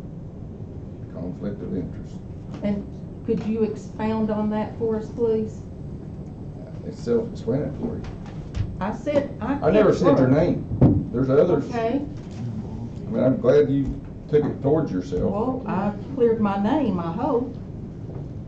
I don't know what you're insinuating. Whatever your name is, what you. However, I need to make this amendment, I amend that we change the 55, or the 60 and the $80 to 70 for all substitute teachers. I recognize both you all, Mary Beth and Philip, both appreciate your all's input. I just, to me, if you, and if we'd like to ask the three principals that I know of that are here for their opinion, but I mean, if you got a sorry substitute, you're not gonna call them back. I mean, you're gonna tell whoever calls in your subs and say, Miss So-and-so or Mr. Fleener or whoever is not gonna be back to be a substitute. I mean, but I just think that when you're getting a sub in to fill these classrooms, I mean, you just want them to be good people, and I think that's what they are trying to be. But if we're really wanting to make a difference on getting better subs or whatever, I just think that's the way. So I make that amendment. Our student member had something he wanted to say. I think that people, past teachers are going to be more qualified than just somebody who has a 4-year degree in whatever. People who are experienced as teachers who have worked in this county, I think should have a higher pay than just some person who has a 4-year degree or someone who doesn't have a 4-year degree, instead of it being across the board here. Mitch? I was just gonna say, I think, I'm with Chad except for I do think there should be a difference in somebody that has a degree and more experience. However, I think 60 is still too low for anybody. I think it ought to be 70 and 80. It's just my opinion. I just wanted to give Wait a you. minute, wait a minute. Oh, I'm sorry. I'm trying to. You know, all this is gonna have a budgetary impact. Sure. And I'd like to hear where these numbers take us in terms of additional use of fund balance, Brad? Based off of last year's usage, if everyone went to a flat 70 a day, and when I say everyone, that would be non-four-year degree, that would be four-year degree, and then that would be former teachers. The impact would be $102,608. Additional dollars. Additional dollars. But what was spent last year. And that was if you did what? If 70 for all three groups. Okay. What is the figure on 68? So if you have 60, I actually have that figure. If you have 60 for both the four-year and non-four-year degree, but 80 for a retired Washington County teacher, the impact's only $42,500. And I just wanted, Yes. I just wanted to bring up other systems, pay their retired people. The gap in Johnson City is $100 a day for their retired teachers, and everybody else makes 60. So the fact that we have a gap, because they utilize so many retired people, they are all the time retiring, and they don't have a problem. They don't have a substitute problem like we do. So I just think that's something to consider. I need a second on Chad's amendment. Okay, everybody, Amendment to move to 70 across the board. do I have a second? You're recognizing that to change the motion, is that what you're doing? Yes. I'll second. Okay, I have a motion and a second on the amendment. I really need to amend the amendment because I meant to put in there this go into effect January the 1st, 2019. Would it not need to go in effect June or August of the new school, starting the new school year? It could. You can do it the way you want to. I wanted to start it January the 1st. If we're going to do it, When's our budget? let's do it. How's our budget? Well, that's what I was waiting till we do it on our budget. So do we need to wait? Brad question, isn't it? So the subline member is a fluid You never- expense line, because we don't know how many subs we're really going to need, so the budget's based off of historical data. If last year's trends end up being the same as this year, and you go with this motion of 70 across the board, my estimate's $102,000 plus impact. So we're going to have half a year, so you can say it's going to be a $56,000 impact to the budget. If the trends are the same as last year's, that subline will handle it. Now, it wouldn't handle 102,000, but if we look at last year's data. But it would handle, an extra 50 for this year, assuming last year's trends mimic this year's trends for the rest of the year. Hey, I have a motion, another amendment, I second his, that you go into effect January. go into effect of January. Now, I'm gonna vote on this amendment right now. Good discussion.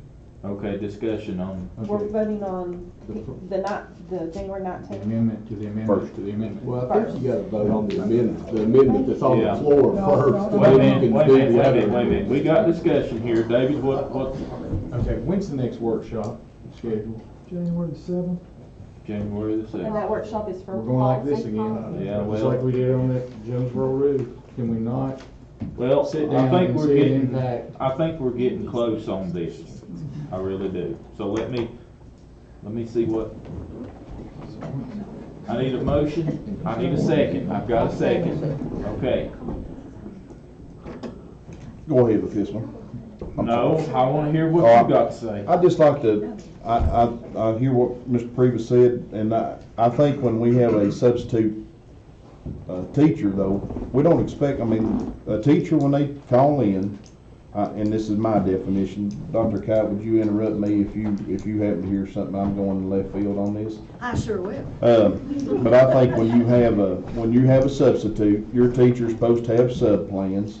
So when a substitute comes in, a qualified person would come in and roll out those sub-plans. And, it doesn't, if you don't get a quality day work out of somebody because they didn't leave good sub-plans, that doesn't mean the sub is a bad person. And saying that though, to turn around and say, if you miss so many days, you can't, a sub is not good enough anymore, if you know they're gonna miss so many days. Is that right, Dr. Kite? Once a teacher misses 20 days, we have to have a certified teacher Right. in, yes. And I could see where a substitute or a professional teacher at one time, retired or whatever, would do a better job if she was in there more than a week. I understand that, but they still don't fix the problem, in my opinion. So I just wanted to make sure I wasn't crazy on that. Most Okay. time you have a sub, it's just for one day, or maybe 2 days, because they're doing different things. We're gonna take a roll call vote on Mr. Flinger's amendment first. No, No, you gotta do. We have to do We have McLean's to do first. Mr. McLean's amendment to the amendment. Well, I thought it because. Which is for No, January. You It's start, January. they're not separate, you got to stay. All right. Okay, all right. I'm gonna do a roll call vote on Mr. McLean's amendment, To the amendment. to the amendment. Ms. Buchanan? Yes. Mr. McLean? Yes. Mr. Ganger? No. Mr. Meredith? Sure. Yes. Mr. Day? Yes. Mr. Hammond? Yes. Ms. Dellinger? Yes. Mr. Flinger? Yes, ma'am. Mr. Urban? Okay, now, Discussion on the amendment as amended. I don't want no more discussion. You can't stop. I'm the chairman. So we've done discussion enough. Parliamentarian, you can't take away somebody's rights. Well, I thought we done discussed Mr. Flinger's. Mr. Chairman. Well, wait a minute. I want to say this. Okay. I don't know how I'm gonna vote, because I don't know what amendment is All right, right the now. amendment is $70. I don't wanna know about it right now. I'm gonna make a statement before I vote, before I know about it, because I can't remember where we're at. But this is fluid. It can change again once we get more information, see how it works. So I just wanna make that qualifying statement. This is not concrete. We have a new budget process coming up, but this is a great start. Go ahead. We're voting on Mr. Flinger's amendment to make it be $70 straight across the board. And let it go into effect. That it goes in no, we ain't voted on the. Yeah. Yeah, We ain't but it voted. goes into effect. Okay.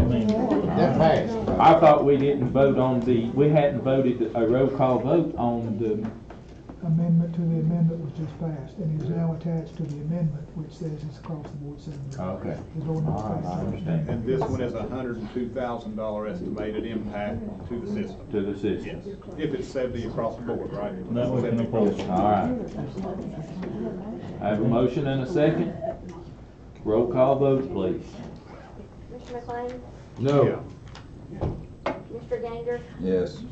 Mr. Meredith? Aye. Mr. Day? Yes. Mr. Hammond? For now, yes. Ms. Dellinger? No. Mr. Flinger? Yes, ma'am. Ms. Buchanan? No. Mr. Urban? Aye. I'm sorry, I didn't hear you. I said no. Okay, that amendment passed, so it will be $70 straight across the board. Well, now, I thought that's what I was voting on, because we just now changed it to 70. So now we have to vote on the 70 again. Original The original motion, bar $70. Okay. And if I may, can I ask Mr. Hill what that amount is gonna be again? $102,000. On an annual basis, that'll be about it'll be north of $102,000 financial impact. Here's one of the problems that I see with the $70. You give somebody a raise, you can't come back and take it back away from them. That's right. So you're stuck with it. No problem. But we can raise the certified the next budget year and have them more. I mean, this is the start. We're gonna do it in January. So, we can tell you, we can make another meeting, we can do it this way. No, we're gonna go each. Certified and non-certified. You haven't people done that, an analysis at retirees. 70 and then 90 for Okay, everybody listen up I here. can do it in about 2 minutes now. He did a 60 to 80 analysis. Yeah, I've got a few different scenarios, I've got 5 different scenarios, but I don't have you just asked the 70. and like an 80 or And then 80 for a for- retiree. Yeah. I have a 60, a 70, and an 80. 55, a 70, and an 80, a 60, a 60, and an 80, a 65, 65, and an 80, and then a flat 70. I mean, it would take me 2 minutes to go downstairs and transfer a file to my Google Drive, and I could come up here and put any scenario you wanted in and tell you. All right. On the motion that amended on $70 straight across the board to go in effect January the whenever, 1st or, okay. Roll call vote, please. Mr. Ganger. Aye. Mr. Meredith. Aye. Mr. Day. Yes. Mr. Hammond. Yes. Ms. Dillinger. No. Mr. Fleener. Yes, ma'am. Ms. Buchanan. No. Mr. McLean. No. And Mr. Irvin. No. It passed. Okay, Mr. McLean, anything else? Yes, Mr. Chairman, All just right. hold on there. Okay. Committee considered recommendation from the Director of Schools to convert the next surplus school bus to a rolling library. Put that in the form of a motion, sir. Details yet to be determined. Okay, I have a motion, and do I have a second? No second? I second. Sorry. Okay, I was gonna say, oh, mercy. I'd like to add that. Any discussion? I'd like to add that Dr. Flannery had actually talked to me about this a couple of years ago, and then very recently a Eagle Boy Scout and his mother came to Dr. Flannery recommending that this system do that. So we decided to get off our duffs and do it. Well, I'm not gonna make no amendment or nothing, but I just want to say, since we're doing this rolling library, if it passes, or, and I'm not smart about this thing, but how much would it take to put satellite system or some kind of internet service on this thing? Well, we're thinking putting a hotspot in there is something we want to do, and I doubt it'll be a very high cost item because we've already got hotspots on as part of our Verizon plan. Okay, I'll just throw that out there. That'd be a real draw. So is this gonna be an Eagle project? A part of his application for his Eagle Scout status will be working to put this together. We're just gonna help Be him. interesting, yeah. He's helping us, we're gonna help him. All right, I have a motion and a second. Roll call vote on this, please. Mr. Meredith. Aye. Mr. Day. Yes. Mr. Hammond. Yes. Ms. Dillinger. Yes. Mr. Fleener. Yes, ma'am. Ms. Buchanan. Yes. Mr. McLean. Yes. Mr. Ganger. Mr. Irvin. Thank All you, right. Mr. Chairman. Committee considered a recommendation from the Director of Schools to invest $37,500 into the new Bright Ridge Solar Farm as an investment opportunity for the school system. School system is expected that this will start paying dividends back to us in 10 years. We recommend approval of the $37,500. Do I have a second? Second. Any discussion? Have we seen this agreement? Yes. I have a template contract in hand that's being approved by the board. I'm gonna send this to your attorney. Okay, yeah. I mean, the concept, I mean, I like the concept, but, you know, we're talking about dropping some dollars in here You that said I it guess was a just hit the six- finance committee at 3:30, so. 6% payback, yeah. That's what I like about it. Estimate a 6% payback, that starts the payback in year 10 or 11. And by the end of 20 years, we'll have all of our money back, plus the 6% earnings on it. We don't get 6% on anything else. Should we all have a copy of that right there that he's got? Here is the standard flyer, and also they do a breakdown. And if you're not on that committee, I put that around. I don't have enough, but you might just see one maybe share. I mean, we're using the term investment, and so, I mean, I'm assuming we're not buying a security or some other marketable type of security, which TCA, you know, strictly governs what governmental entities can invest in. So, you know, I think this would be fine, subject to legal review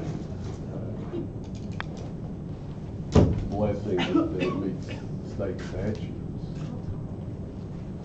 Shall I amend my motion that this be approved? To the attorney review the contract. Subject to attorney review. You would allow me to do that, Mr. Chairman? I allow you to do that. There won't be an amendment until this be Just add it reworded. to the language. Sure. Have no problem with that whatsoever.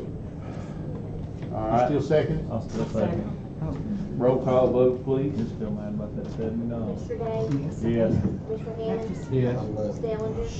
Yes. Mr. Fleener? Yes, ma'am. Ms. Buchanan? Yes. Mr. McLean?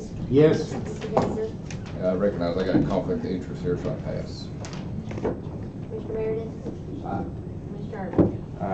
Are you saying part of that money goes in your pocket? Okay. Todd? You What? said you had a conflict of interest. Is that because part of that money goes to you? Because I have a conflict of interest, I'm not gonna answer that.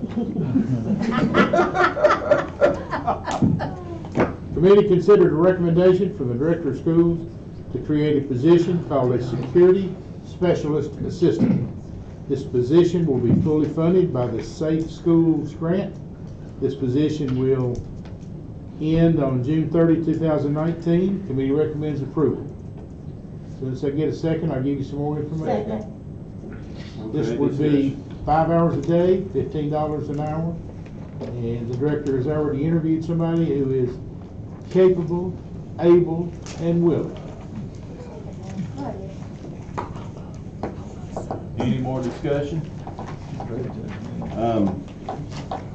Not bad. Seeing none. And this Roll will be call. a 6-month, Finish out the fiscal year, when the grant money's over, the job's over. And you have somebody already interested in doing that? We've interviewed somebody that is retired from the State Department of Corrections. She has extensive experience with Homeland Security, with law enforcement, with emergency disaster management. Very energetic, very capable and knowledgeable individual that's willing to do it. We really need some help shepherding this money. We've got $60,000 set aside for staff development. And frankly, sir, nobody seems to have the time to organize it. We need help. Who will she report under? Or She who will directly this person? report to Jim Murphy, and he reports directly to me. This is Pending action by the board, we'll have a meeting, the three of us, and map out the priority list. And we need to get this done first, this acceptance. I'd like to have a safety committee right on top of that when she gets in there too. This is a non-benefit position. That's right, it's other than those that are required by, I mean, we'll still have to pay FICA and Med D Yeah, but tax, no there's no health benefit. insurance or retirement. No, right. no retirement or health. Vacation and all that. Roll call vote, please. Mr. Day? Yes. Mr. Hammond? Yes. Ms. Dellinger? Yes. Mr. Fleener? Yes, ma'am. Ms. Buchanan? Yes. Mr. McLean? Yes. Mr. Ganger? Aye. Mr. Meredith? Mr. Irvin? Mr. Dr. Fleener, after you all meet, we can have a safety committee meeting. You'll tell me when's a good time for your staff, and I'll set up a safety committee meeting for January. we do it all at the same time, just come together as a group and talk Okay, about well- what we need to do. Oh, I think that's a great idea. well, it's probably better to have one meeting. Anything else? All of us together. Mr. McLean. Thank you, Mr. Chairman. I'd like to ask Mr. Hale to give us some dates in January when we can do this budget finance workshop for this board that we've talked about for about a year now. We need to get that done before we start the next budget workshop. I would say any time after January 7th. I'm not taking any time off in January, so whatever days y'all would like to work out. Board meeting will be on January the 3rd. You said after the 7th? Yeah, there's Monday, January 7th. It could be Monday, January 7th. We've already got something that But day. Yes. Well, we're gonna have a discussion of Jonesboro too, so it don't need to be that time. All right. How about January the 8th?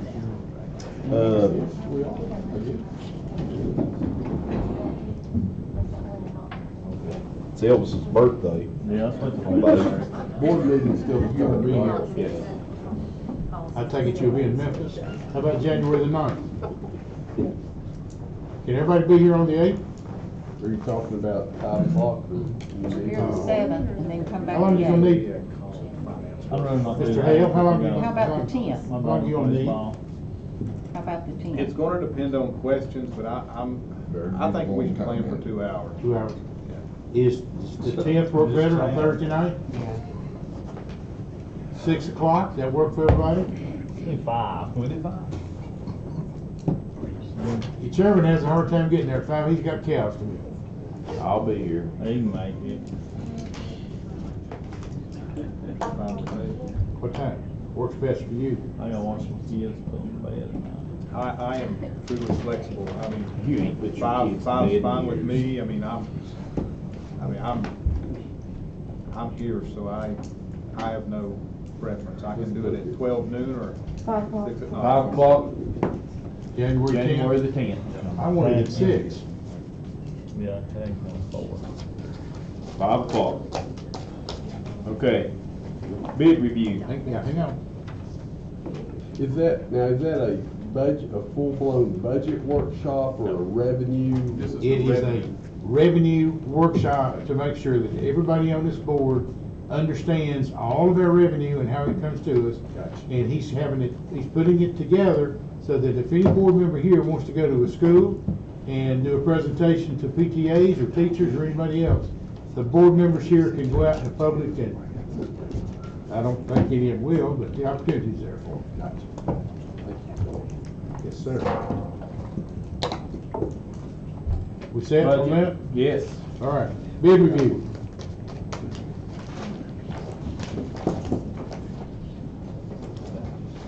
I just lost mine. Here it is. We just met at 4:30 this afternoon. Bid review committee, Washington County Board of Education met at 4:30, December 13th, central office.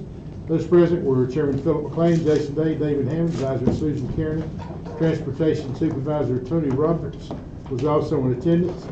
Bids were carefully compared and evaluated toward making best dollar value expenditure for intended educational needs.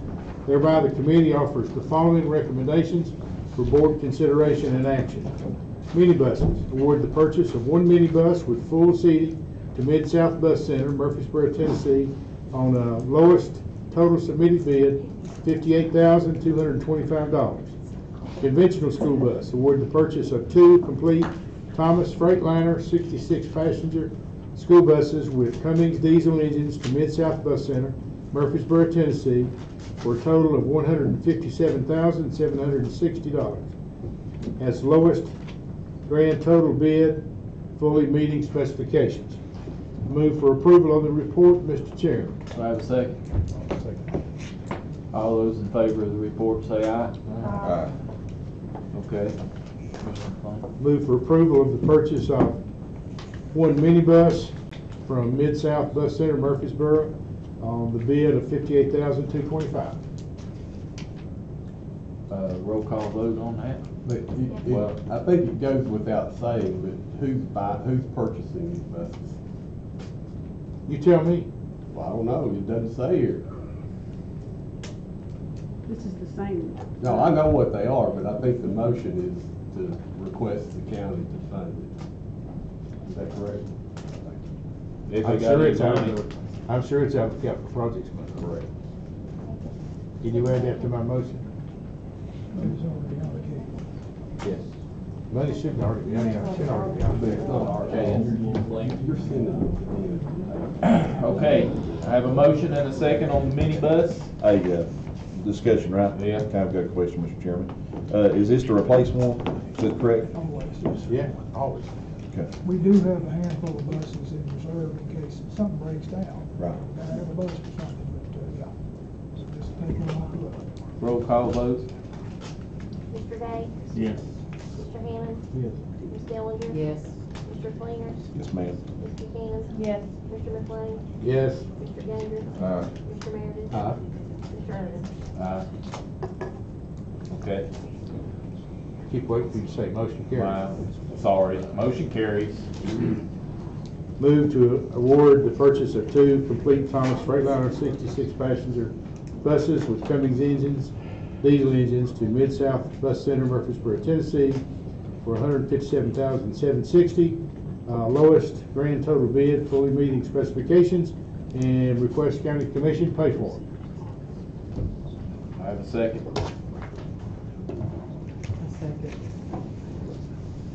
Any discussion? Roll call vote. Mr. Hammond? Yes. Ms. Dellinger? Yes. Mr. Fleener? Yes, ma'am. Ms. Buchanan? Yes. Mr. McLean? Yes. Mr. Ganger? Aye. Mr. Meredith? Aye. Mr. Ernest? Anything else, Mr. McLean? That's all I have, Mr. Chairman. Staff reports. Mrs. Moore has placed in your drop boxes a proposed school board policy for school bus idling. Do you all have that? Yes. Okay, the reason that we're bringing this to you tonight, we would like to apply for an excellent opportunity for a school bus grant. Dr. Adams can give you more details on the grant, but the deadline to apply for that grant is tomorrow. And in order to apply for that grant, we have to have this school board policy in place. So what I would like to ask is that you all make a motion to waive the first reading, and if you read the policy and approve of it, approve it on the second reading. I do have I looked at that, and what my question is the policy seemed to talk about the operation of the bus, okay, which is not unlike how often you change the oil, how often you change the brakes, which is not in board policy. Why does this have to be a board policy and not a director policy for the operation of the bus system? I'm going to defer to Dr. Adams. Okay.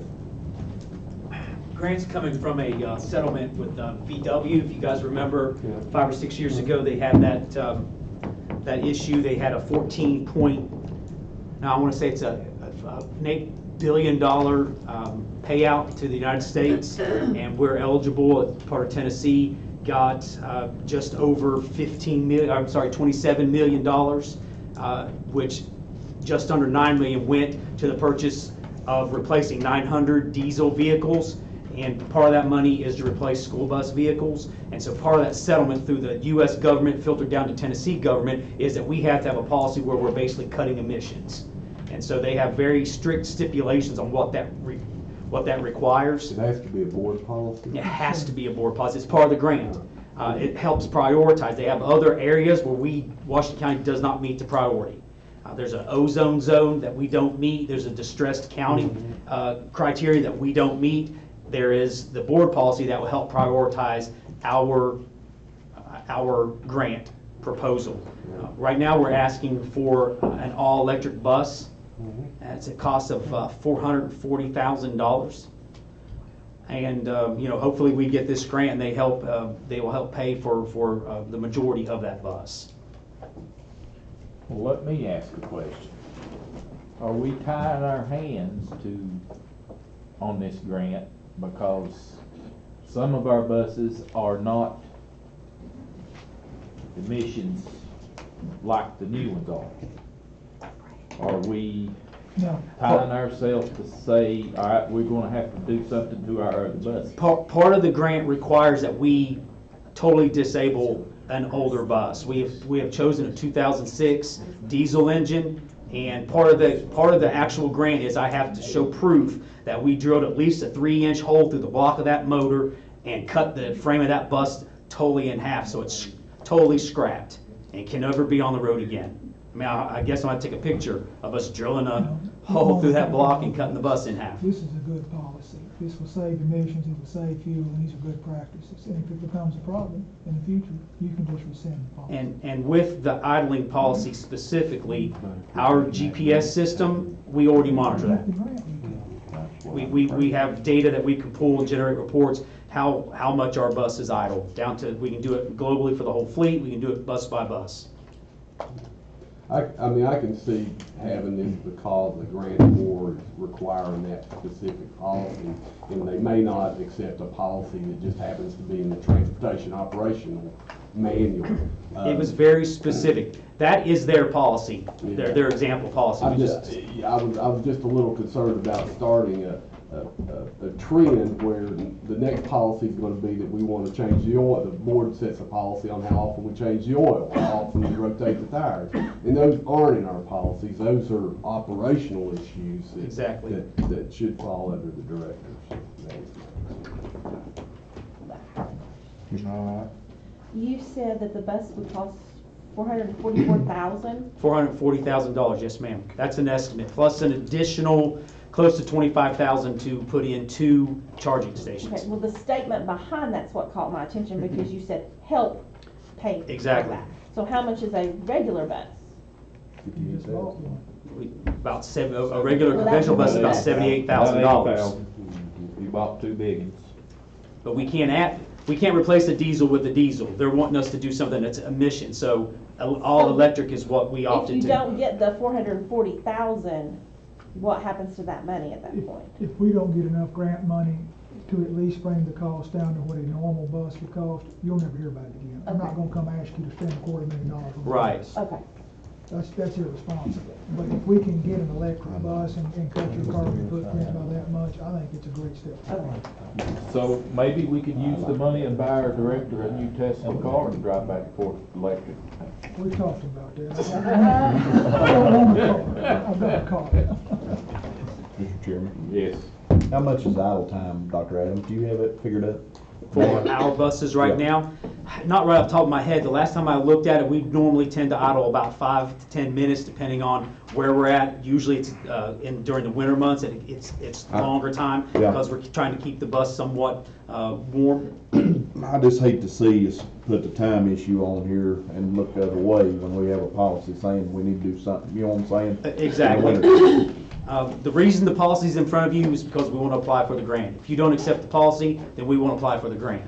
Again, I tend to be an optimistic person, but there are 3 things that really prioritize a school system's grant proposal, and we're a deficit on 2 of them because we're not in this place where we have a lot of pollution, and we're not in a place where we're a distressed county. When they define that basically as we're not in a situation where we don't have enough jobs or industry that we might accept an industry to come in that might be a polluter, but we would need the jobs to say, hey, come and build here anyway, and we'll deal with that.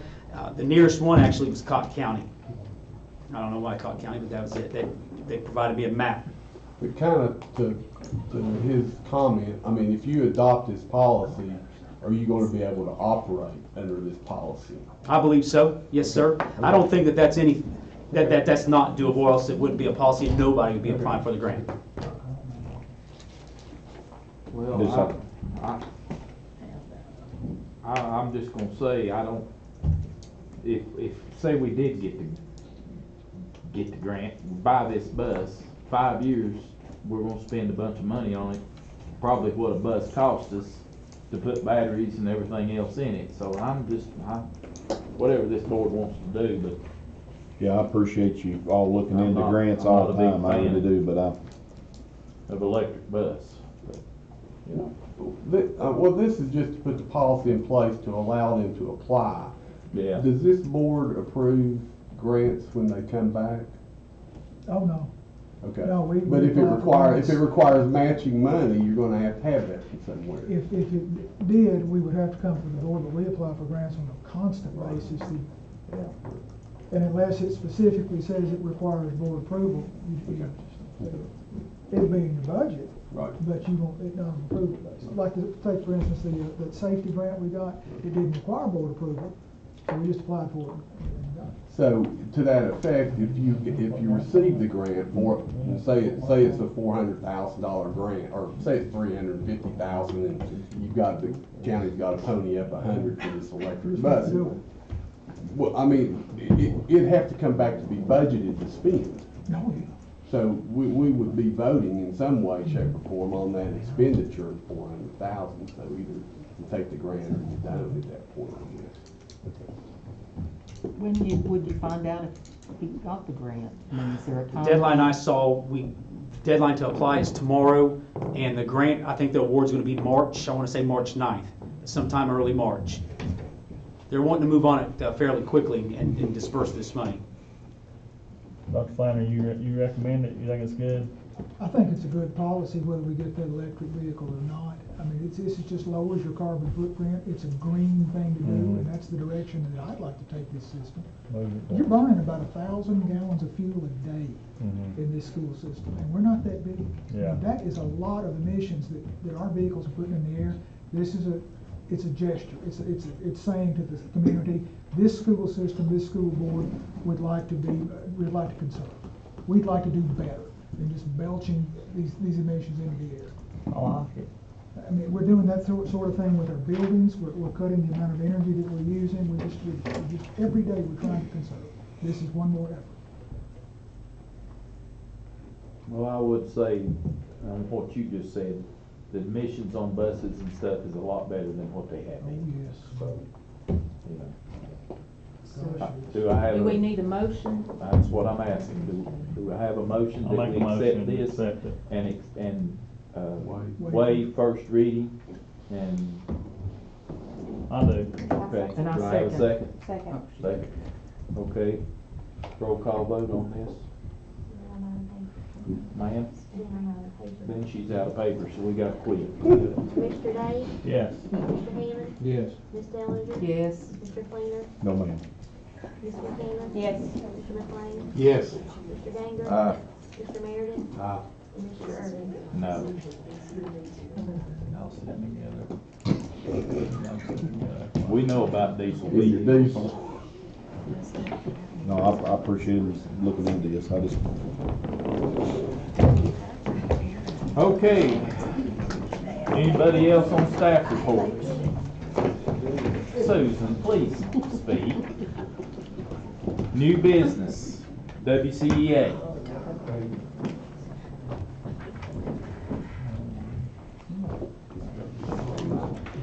We'd just like to thank everyone for all their efforts on keeping us safe this week, everyone included, and Merry Christmas. Merry Christmas. Thank you. Okay, round table, and I'm gonna start with Mr. Day. Oh, good. I actually want to say two things, quickly. I think, personally, I do not want to look at the county commission as a opposition. I feel like they're our teammate, and we need to have a great relationship with them and respect them, and I know you all have some past, but I want us personally to be more open and trusting to them, because I mean, we need to work hand in hand with them, and we need to be able to trust them. So on that's all I gotta say about that. The baseball thing at David Crockett, real quick. I know it seems like we're moving. They come to ask for permission to use that building for batting practice, which is what they've been wanting for a few years, obviously. And I think it is great if we could fix that building to use it for multi-purpose.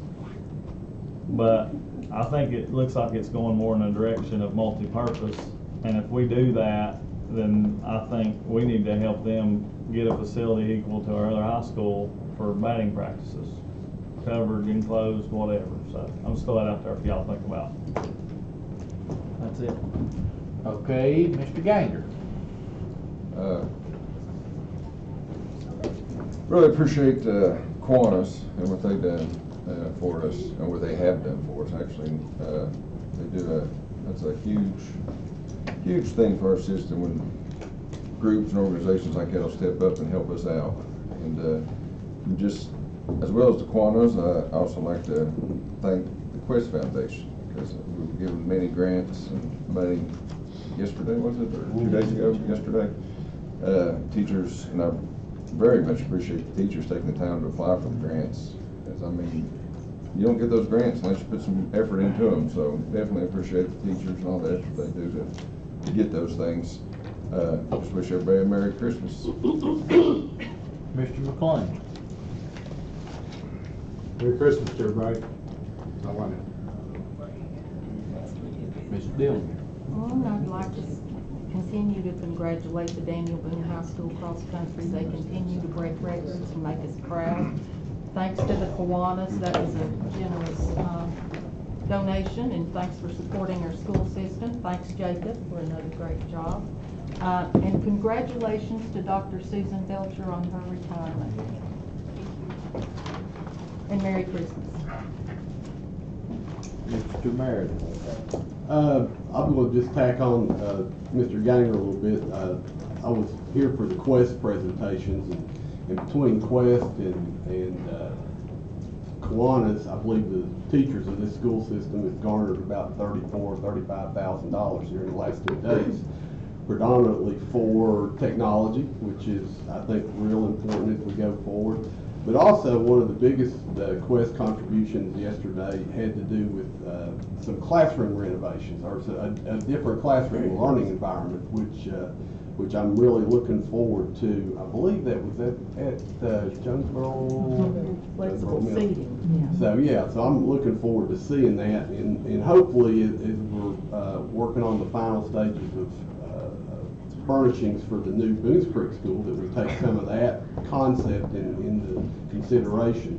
So thanks again to the Kiwanis and Mr. Harlan's for hard work for the Quest Foundation. And finally, to the teachers and the administrative staff and the students of this school system, I want to say Merry Christmas, and looking forward to seeing everyone next year. Thank y'all for all you do. Mr. Fleener. Well, I appreciate you, Mr. Chairman. The orientation that we went to, us three went to here last week, went well. Really learned a lot. What we'll use going forward, hopefully right smart. But want to thank, we had somebody that was anonymously paid off the lunch debt, and if they're watching, or maybe they're here tonight, just want to say thank you for that. I think it was over $10,000 is what they paid off on the lunch debt. 12,000, excuse me. That's incredible. I know the people of Washington County, when somebody's in need, they'll come help, and we're extremely blessed to live in this area. I want to say Merry Christmas to staff and the people that have come tonight, and all our teachers and everything. Hope we've got a nice 4 days off that they enjoyed.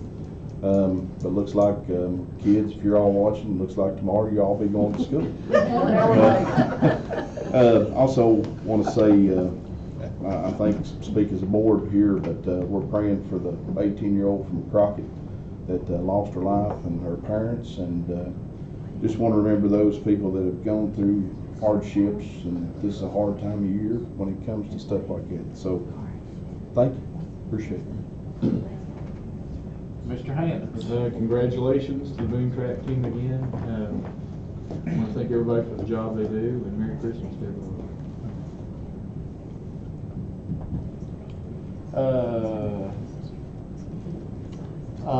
I'm excited to see the rolling library. I want to see that going rolling.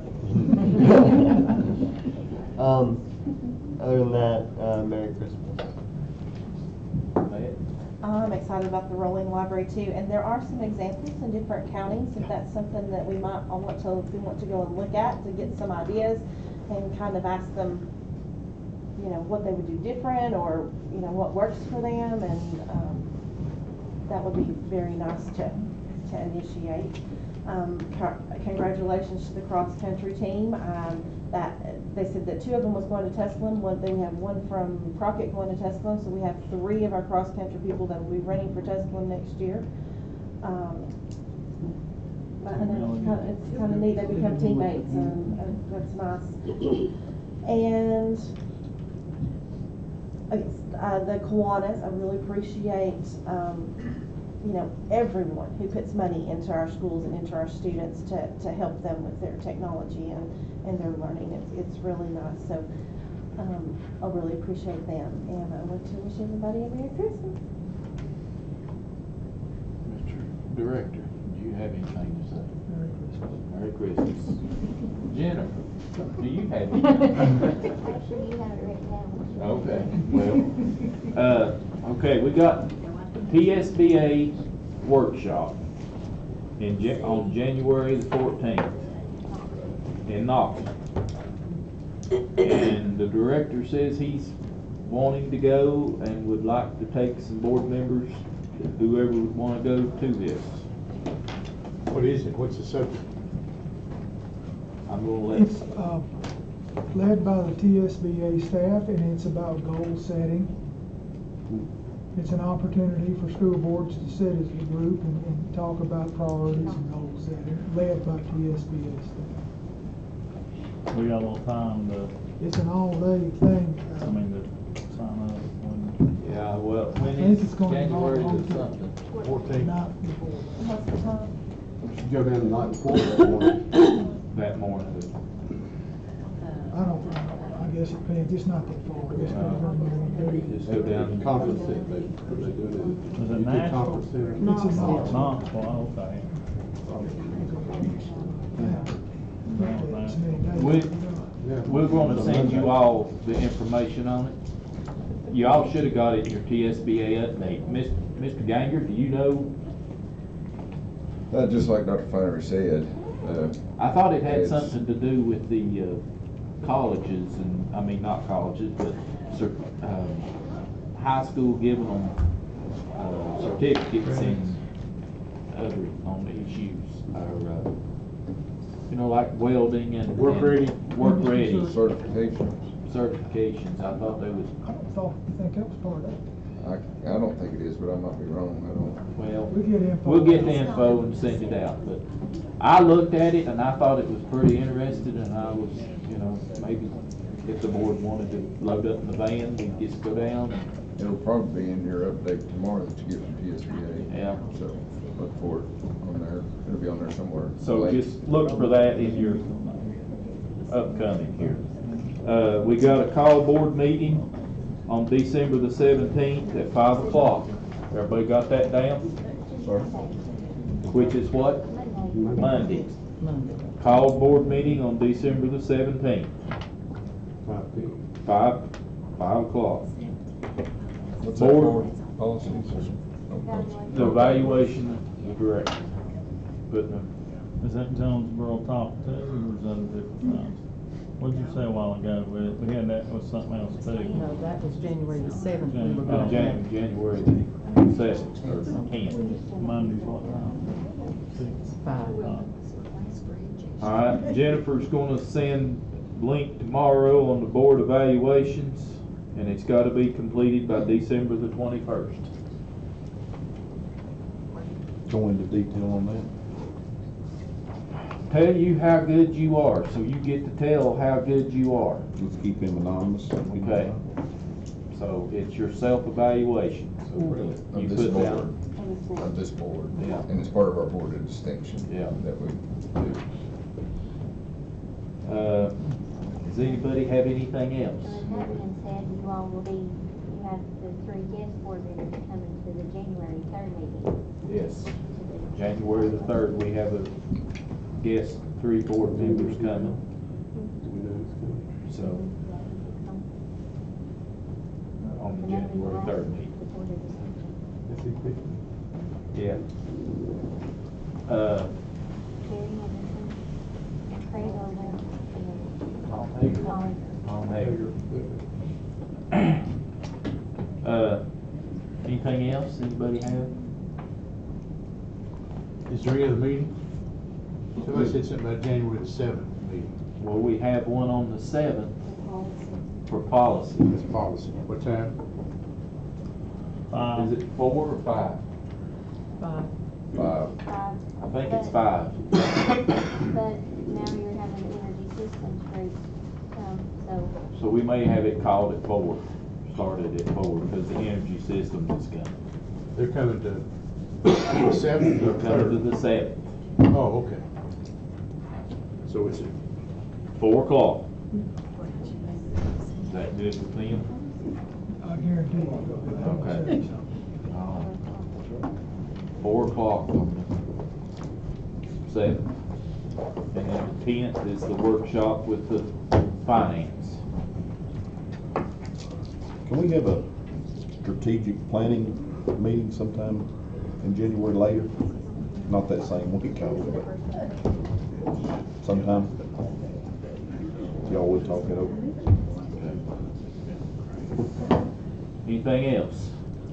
Any of the staff have anything? I want to wish everybody a Merry Christmas. And I hope Santa Claus comes and sees every one of you, except Susan Belcher. Susan, I'm gonna miss you. Meeting adjourned. Very good. I don't think so.